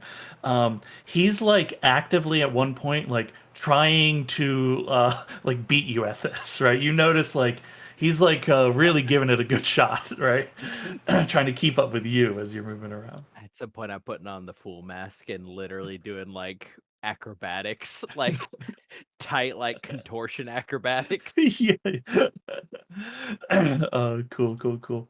Okay. At one point, Rainier, as you're moving through here, you see there's a section where there's a small leap you have to make over like part of the maintenance tunnel you're in. Like it just part of it, you enter into a junction where just the in the center it just goes down for a very long time, and you have to jump over. And as you are all making your way, you leap over to the other side, and as you're waiting for the others to catch up and make their clear, you just manage to hear like there is something in some other tunnel somewhere, not in your immediate, but you just notice there's something almost like the Doppler of something running by, but it's not close. It's distant, but close enough that like you hear that reverberation for a moment, but it passes. Okay, I'll just tell everybody to look alive. You hear Brayley say, "Yeah, these tunnels aren't exactly the safest, but it gets us where we mostly want to go, I think." I have readied my Ride at the Dawn, just so you know. Okay, cool. Hell yeah. Excellent. Okay. Incredible here. Okay, cool. You come to a section where she begins messing with one of the maintenance hatches, and you're climbing like upwards to a hatch that's like on the floor. You're sealing a floor, and you begin going up, and you enter out onto into a hallway in this larger facility. The same kind of dull flashing red light, that pulses up and then dims and pulses. Just that's the light that fills this space here. As you all kind of step up and out, Basar coming in last, scrambling to get up, but he does so. It's okay, buddy. There's a bit of a whine from one of the heads. The Brayley and Feorn begin having like a bit of a discussion of like, well, are you sure you took the right way? I don't remember this place. They begin discussing like, where are we? Uh-oh. Let's see. Does she know where she is? You see Brayley kind of like looks around, throws her hands up, and there's a kind of a you can hear someone cursing very clearly without knowing the words that they're saying, and you get the translation of she's like, shit, I don't, maybe we go back down. It can't be the shaft down though. Feorn looks at her and says, "No, you might be onto something here. We might have overshot a little, but I think if we go down this junction, we might be able to find where we need to go here." And he steps up to one of the nearby, sealed doors leading into one of the passages. As he steps up, you see the little panel that lights up next to it, and the doors begin to slide open, just revealing a further entry down this hallway. This appears to be just like a bunker door that can open and close of sorts. He takes a look for a moment, kind of peering down, looks at the group of you and kind of shrugs and takes some few tentative steps forward. There's a portion of the wall ahead that opens up into a window, and he and Phaon rush towards it to get a look outside. And as you all join, you get a view of where your destination is. In this tunnel that you're in, the hallway that you're in, as it moves and goes and then curves and turns, you can see where the destination leads to in Habitat 2. They definitely undershot. You're a little farther away than they had hoped to be, but the real problem is that a whole section of like the joints. Actually, I'll draw it. That's way easier. You see that a section of the joints, like where the two pieces connect together, there's a whole section that is like crushed, missing, where there is just exposed vacuum between here and there. It's short. It appears to be maybe only 10, 20 feet or so, but it is like a severing of the entire connective structures here. And Faorn and Bailey just look at each other and look to you all and say, "Oh, I think we have a problem."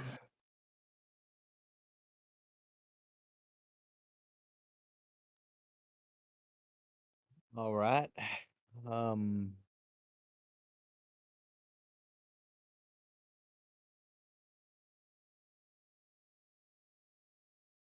I've got nothing. Well, it appears in about 100 feet. There won't be protection from outside if we pass through. And looking at the damage, I don't know that there's a good maintenance tunnel that still exists that connects the two anymore. I'll look behind me at everyone coming this way and say, "We got any means of shoring up a wall again?" I can probably fix it. Without getting close. Um, how big a thing are we trying to fix? As you step up and look, the damage is like it's huge, right? Like this is the like the hallway that you're in, that large structure that has been like broken and severed, and there's a gap between. Essentially, like a gap between the two pieces. It's roughly only about 10 to 20 feet in distance between the two sections here, but it itself is quite large. As far as that goes.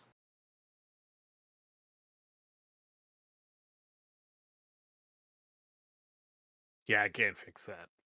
That's that would require an entire team.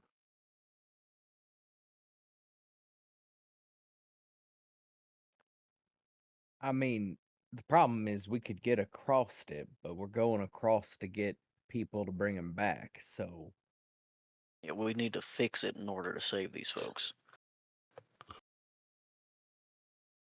Well,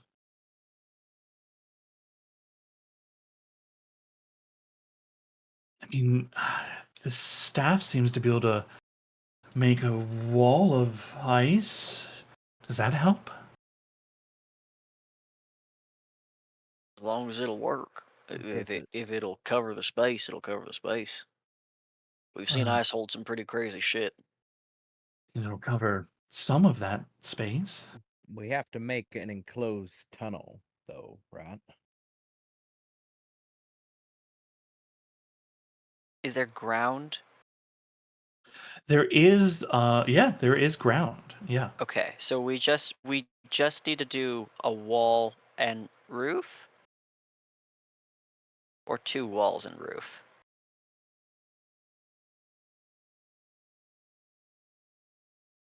Looking at the damage, that a small fix might work versus like somehow figuring out how to repair the giant thing. Something smaller in scale. You know, you're looking at it. It could be possible if you have all the right tools at your disposal, or find a way, or think of a thing.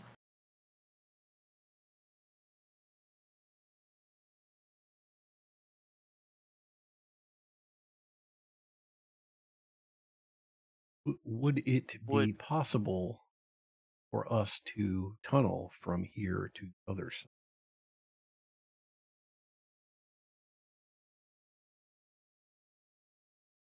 You see Brayley look at you and say, I don't, I don't know. I suppose. I don't think this staff can dig.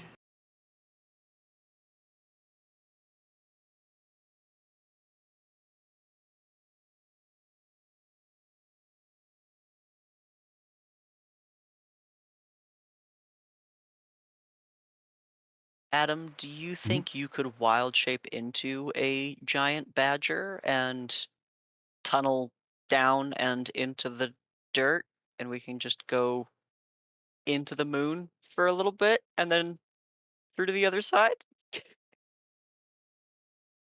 Is that what you're Sure. thinking? Yeah. I mean, like, it's. A, I'm having a hard time visualizing the space, and so the complicating feature for me is it seems like there's a section of this hallway or corridor that has Mhm. been crushed or is simply missing in front of us. Yeah, not directly in front, but in your path, yes. Right. Yes. And I know it's difficult because, you Right. know, Yeah. there is no picture for this. Right. No worries. Right. But yeah, you understand the dilemma is that there is a Right. physical And absence of the corridor. Yes. and so I'm clear, the corridor, when it was whole, and the section that we are in, right, is resting on the surface of the moon. Yes. Yeah. Yeah. Okay. Correct. Yeah. You would be able to theoretically, you know, however you choose to do it. Yeah. You can gain access to the ground should you wish. Yeah. So in theory, right, to answer your question, Max, in theory, if we can get access to the actual ground, right, Uh-huh. then I can wild shape into a badger or I'm not sure what other creatures have digging speed. I can look that up real quick. Right. And dig us a tunnel have to the one. other side. We have one. The His name is Ragnarok. Yep. the giant badger I suggested, because I think it's a medium size, so we'll all be able to follow in after you. It'll build a passage we can make use of again. Yeah. And we'll And have as to we're go getting to the down floor, a ways. pickaxe. Yeah. I have 2 shovels. I've got a pickaxe. We can start chipping into the actual dirt here, and then, or like once we get there, then start wild shape. Sounds like a plan to me. Yeah. I also have access to fabricate still. Fuck yeah.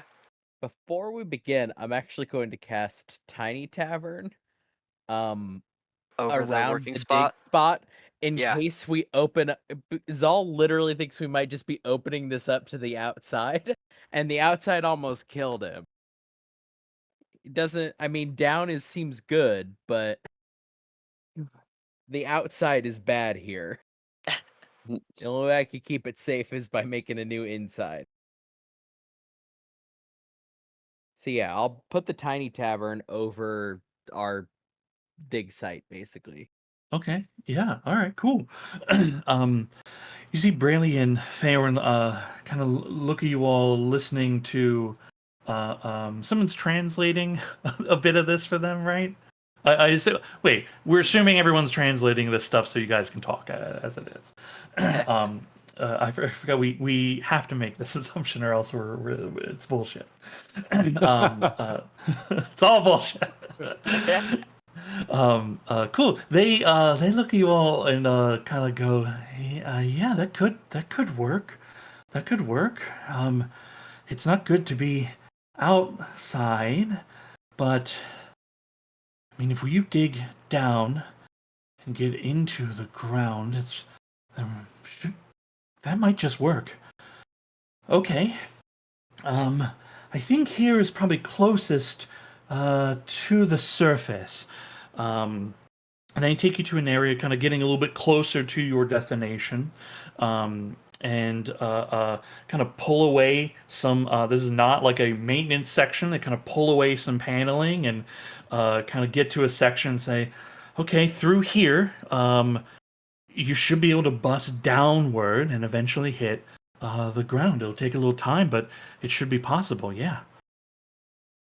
Okay, so you're gonna tiny hut over top of the workplace, and there's shovels and pickaxes and perhaps other methods, and the goal is to break your way through a portion of the structure to get to the ground to try to start digging. Mm-hmm.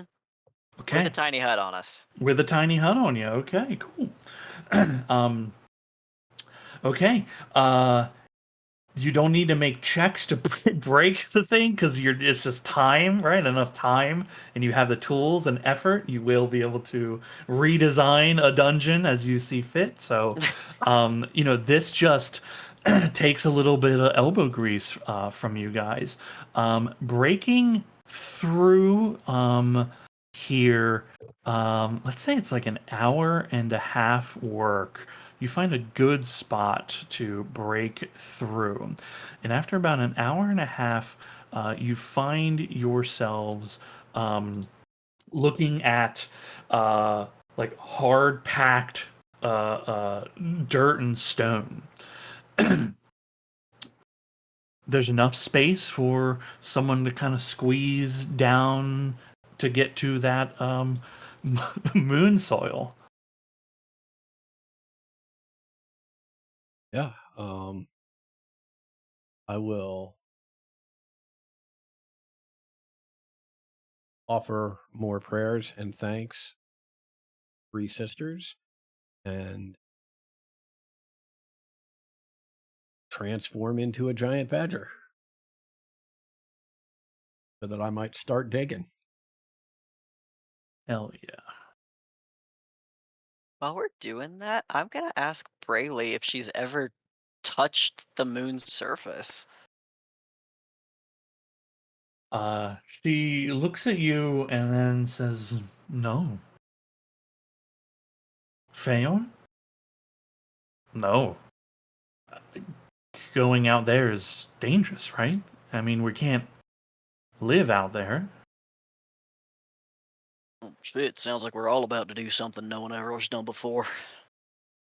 I'm just gonna pick up a handful of moon dust and put it in my pocket. Yeah, you got some moon dust in there. Hell yeah. What's the badger's dig speed? Do you know that? It is 10 feet. Hell yeah. Love to She's see wicked it. fast. Hell yeah. Okay.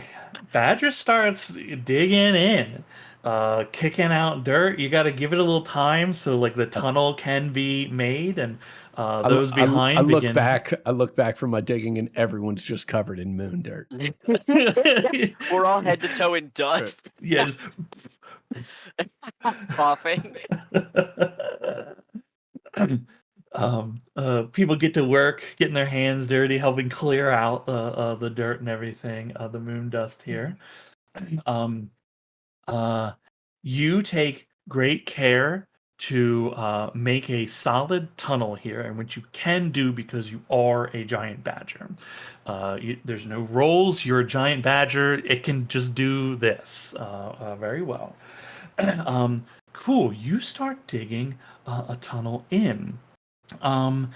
Go ahead and make me a survival check, essentially to like navigate your tunnel to where like you need to get it to come out from. Can I assist with that? I don't think so. I think it's like they're the one doing the digging and Good leading. God. I feel like one of us we could stop and like say, hey, I think we're headed the wrong way. 30. I don't think we Yeah. need to. 30 Yeah. Whoa. Okay. He did Yeah. fine. Whoa. Yeah. Fucking Actually, that makes druid. sense. Fine. Adam, if you'd like to roll with advantage, I think it's perfectly reasonable that the people could like check from up top and then yell down. Okay, we'll take the You're 32. distracting me. Sorry, I can't understand what you're saying.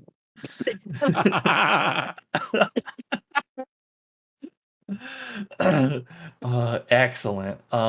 Yeah, you You can't understand what I'm saying until like a month when the new player's handbook comes out. Incredible. You're a badger. You know how to dig. Uh, What was a bit? Was anybody even worried? Cool. Hell yeah. Let me just double check this here too. Zol, you're next in line. Actually, you know what? Durham, you're the one doing the digging. Uh-huh. Can you roll a d12 for me, sir?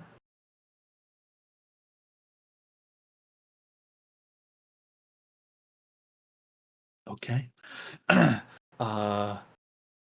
You dig in. A portion of the tunnel collapses a little bit to the left of you. Like you hit a portion that is like actually kind of hollow. You weren't expecting it. And as it breaks open, these louses kind of come crawling out. You've disturbed a nest of moon lice in Good. here.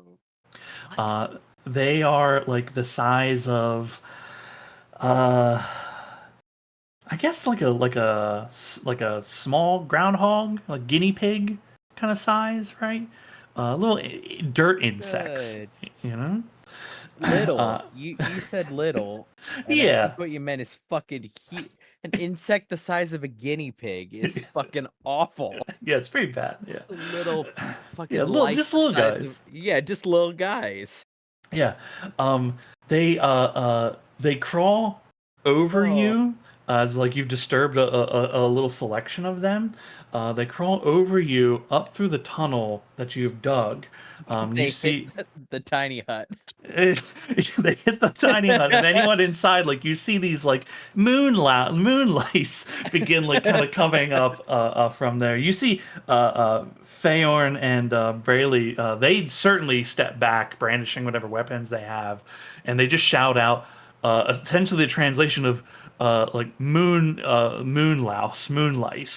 Um, uh, they're stuck in the tiny hut. There's 3 of these things in there, and they're Yeah, they're like, stuck in the tunnel basically with the tiny hut as a plug, which Yeah. I didn't intend, but here we are. But, I mean, they can pass through the tiny. Oh, they can't get into the tiny hut. They can't get into the tiny hut. Yeah. I think wait, is the bottom of the tiny hut a hut? I Might be the believe bottom is you I get through. believe that is how it has been ruled, is that there is a bottom to a tiny hut because Okay. it is a hemisphere dome, I believe is what the ruling has been. Okay. Cool. Yeah, so you just see these moonlights just banging up against that Not as they're like kind of scrambling around in there. somebody stab him or something.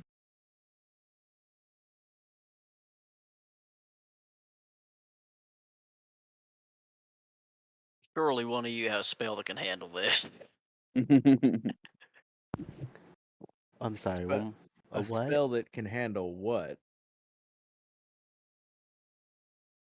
Yeah, what? Bugs. I don't got I mean, I've got some fire, but that's not. You could just That take a would do, sword, is what take a I'm saying. sword and stab him through the thing. Just stab him or shoot Also, him. I think mechanically Zal's the only one who can't do anything about it. Yeah, I can't leave. the tunnel. Am I misunderstanding that they're bigger than lice? Yeah. They are about the size of a guinea pig. Oh, okay, all right. Stomp them out. Sacred just- flame and shooting him with darts, I guess. Just be careful if you're putting your foot through. You gotta mind slipping through and slipping into the tunnel. Oh yeah. Cool. Yeah. You want to shoot them with your crossbow? Is that what you're saying, Rainier? Yeah, why not? Yeah. Hell yeah. You blast these little space Craziest thing lice. you've shot. Yeah, they're just weird space bugs. You just blast them. Yeah, You Yeah, blow them to yeah, space hell. felt like a very easy thing for like, I don't know, create bonfire or something. When I didn't Ooh. hear someone say, "Let's use sacred flame," I was like, "What the fuck are we waiting for? Like, what is happening?" I was slightly confused in what we were attacking. Yeah, Yeah. just bugs. Yeah. A couple bugs crawled out from a nest, and you took care of them. That's it. All right, cool. Cool. Yeah, that's it. Cool. Yay. Adam, with your incredible navigation skills, you come up to a ceiling of hard metal. You are absolutely confident you have moved beyond the place of the breakage. I scratch at the metal a little bit and unable to move it. I either turn around and walk back, or just walk backwards through the tunnel I'm in. Okay. Show up in the hut, ass first, badger ass first. Yes. Okay, you're all reunited in the tiny hut, in the work tent. You gotta Back it scoot up. your way back up. You gotta do that like a little wiggle scoot. Yeah. to get back Yeah. to get back to us. And They then really got the thumbs for it. shake out and cover everybody in dirt again. I'm actually gonna stay in this form. I'm just gesturing towards the tunnel. Mm. All right. The second I leave this, do you want me to go first to make sure anything bad doesn't happen so that you're not in the tunnel when anything bad happens?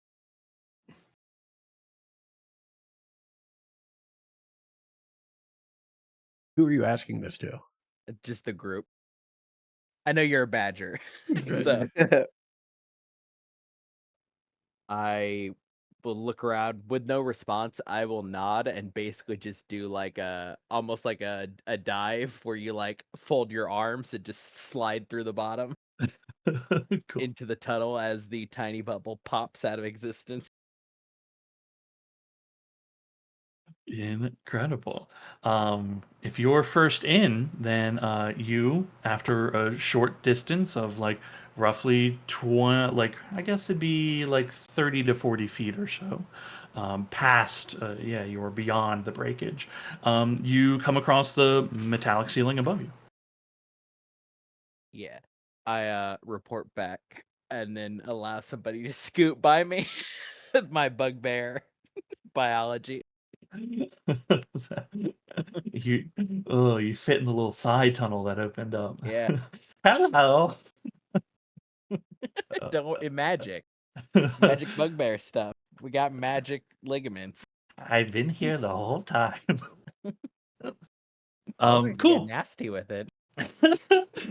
Cool. You guys head in. It's a little hard to, it's harder to break the metal from within the tunnel, but you have the time and tools required. Another roughly hour and a half goes by, and you burst up through the other side, having created this tunnel here. As the first like real cracks are made, there is like a hiss as the air that's been going into this tunnel reconnects with the air on the other side of it. You're able to break your way through and bypass the hard vacuum of space quite handedly. Excellent work. Incredible. Cool. As you all climb yourselves up and out, brushing the moon dust off and just clouds of dust on you. A few coughs and You see Brayley look at all of you and look down at the giant badger, nod, and say, "Absolutely incredible. Honestly, I didn't know what to expect, but the champions of Our Lady's Grace are incredible indeed. I expect nothing less."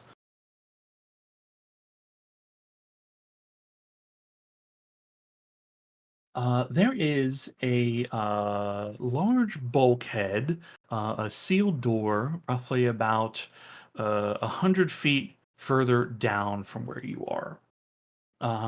Feorn just kind of gestures as he, with his hand, and says, "That should be Habitat 2 on the other side."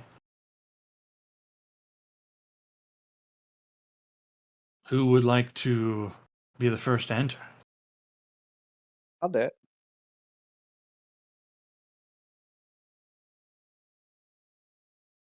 Okay. Whispers, you step up. Let's get rid of her chain yet. You step up. The door seems sealed. The panel lights up, but the door does not immediately open. The panel kind of flashes red for a moment. I'll turn to Baylor? Brayley. There it is. Brayley? Yeah, and I'll say, do you know what's going on? That's strange. Someone must have locked it from the other side. Is there any way to bypass that?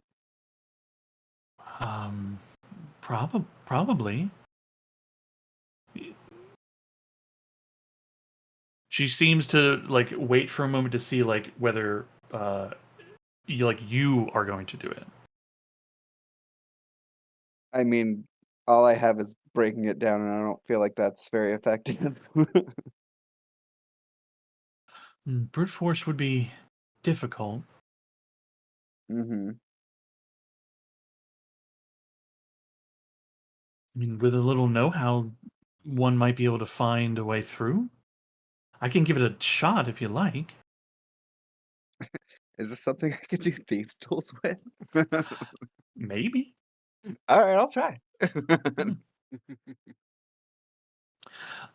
Cool, yeah. Excellent. You go over to the panel and just access the like internal guts of it.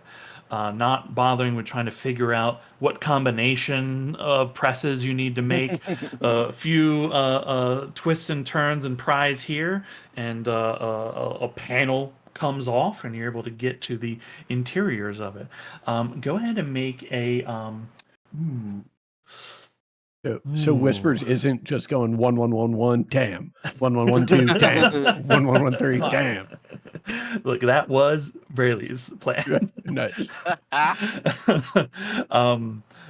Cool. I'm trying to think. Should this be different than Dex? But I think Dex is it. There's a question of whether it'd be like intelligence based on it, but yeah, just make your thieves' tools I'll check. throw you a bardic inspiration as I see you're clearly like walking up. Okay. I won't give you a bardic inspiration or anything, but I'll tell you, you got this. Aw. Gee, thanks. All right. Okay, hold on. Let me give you your D. Oh, okay. Ah. Nope. Oh no! What? Okay, we'll use inspiration for that one.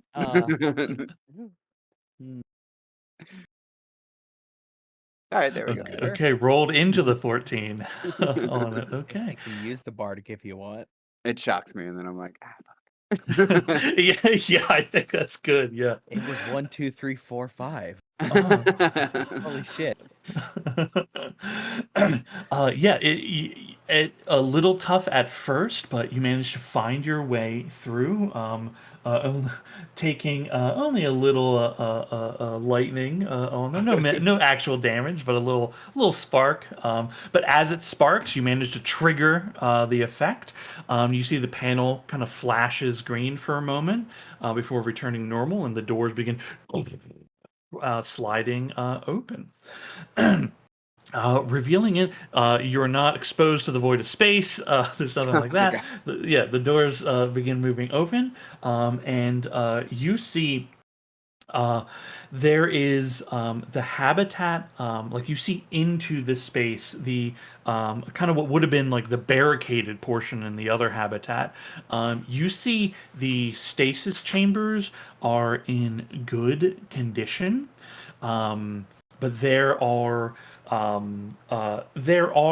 undead in here. As the doors open, you see several skeletons and zombies just kind of turn in your direction as the door opens, and you see behind them a just crusty looking creature, like desiccated skin, eyes that are just like glowing green flames in the empty sockets, black tarred skin held tight to the bones, almost like a mummy of sorts. As that creature also seems to take note of you. It says something. I don't like it. Let's I can understand it. see. Is it because I comprehend languages? Yep. Yeah, and it's comprehend languages. You understand spoken language, right? Yes. And if you Yeah, touch And it, you written can if I read it. touch it. and Yeah. written if you touch it. Okay, very good. Cool. You hear the translation. Does anyone speak, like, I guess it'd be, I guess we're gonna classify it. It'd be like abyssal and or far speech would also do the trick. Ooh, no, not here. Okay. But the It's one it's in time. yeah. I'm like it's dark speech, but like I want to have it be a thing, a language that could be deciphered if someone so needed to. Cool. Whispers, you hear the translation though of saying, "I'll deal with our guests. Oh, Continue with your work." And oh, as the mummy just like turns its full attention towards you all, it seemed to be addressing something like like just out of sight in this room, and you hear most certainly like the sound of like metal being scraped and torn. You'd been just hearing it for almost 3 hours straight so far. As you've been breaking this place open, you're hearing very similar kind of sounds, and we'll pick up with what all is happening here next session.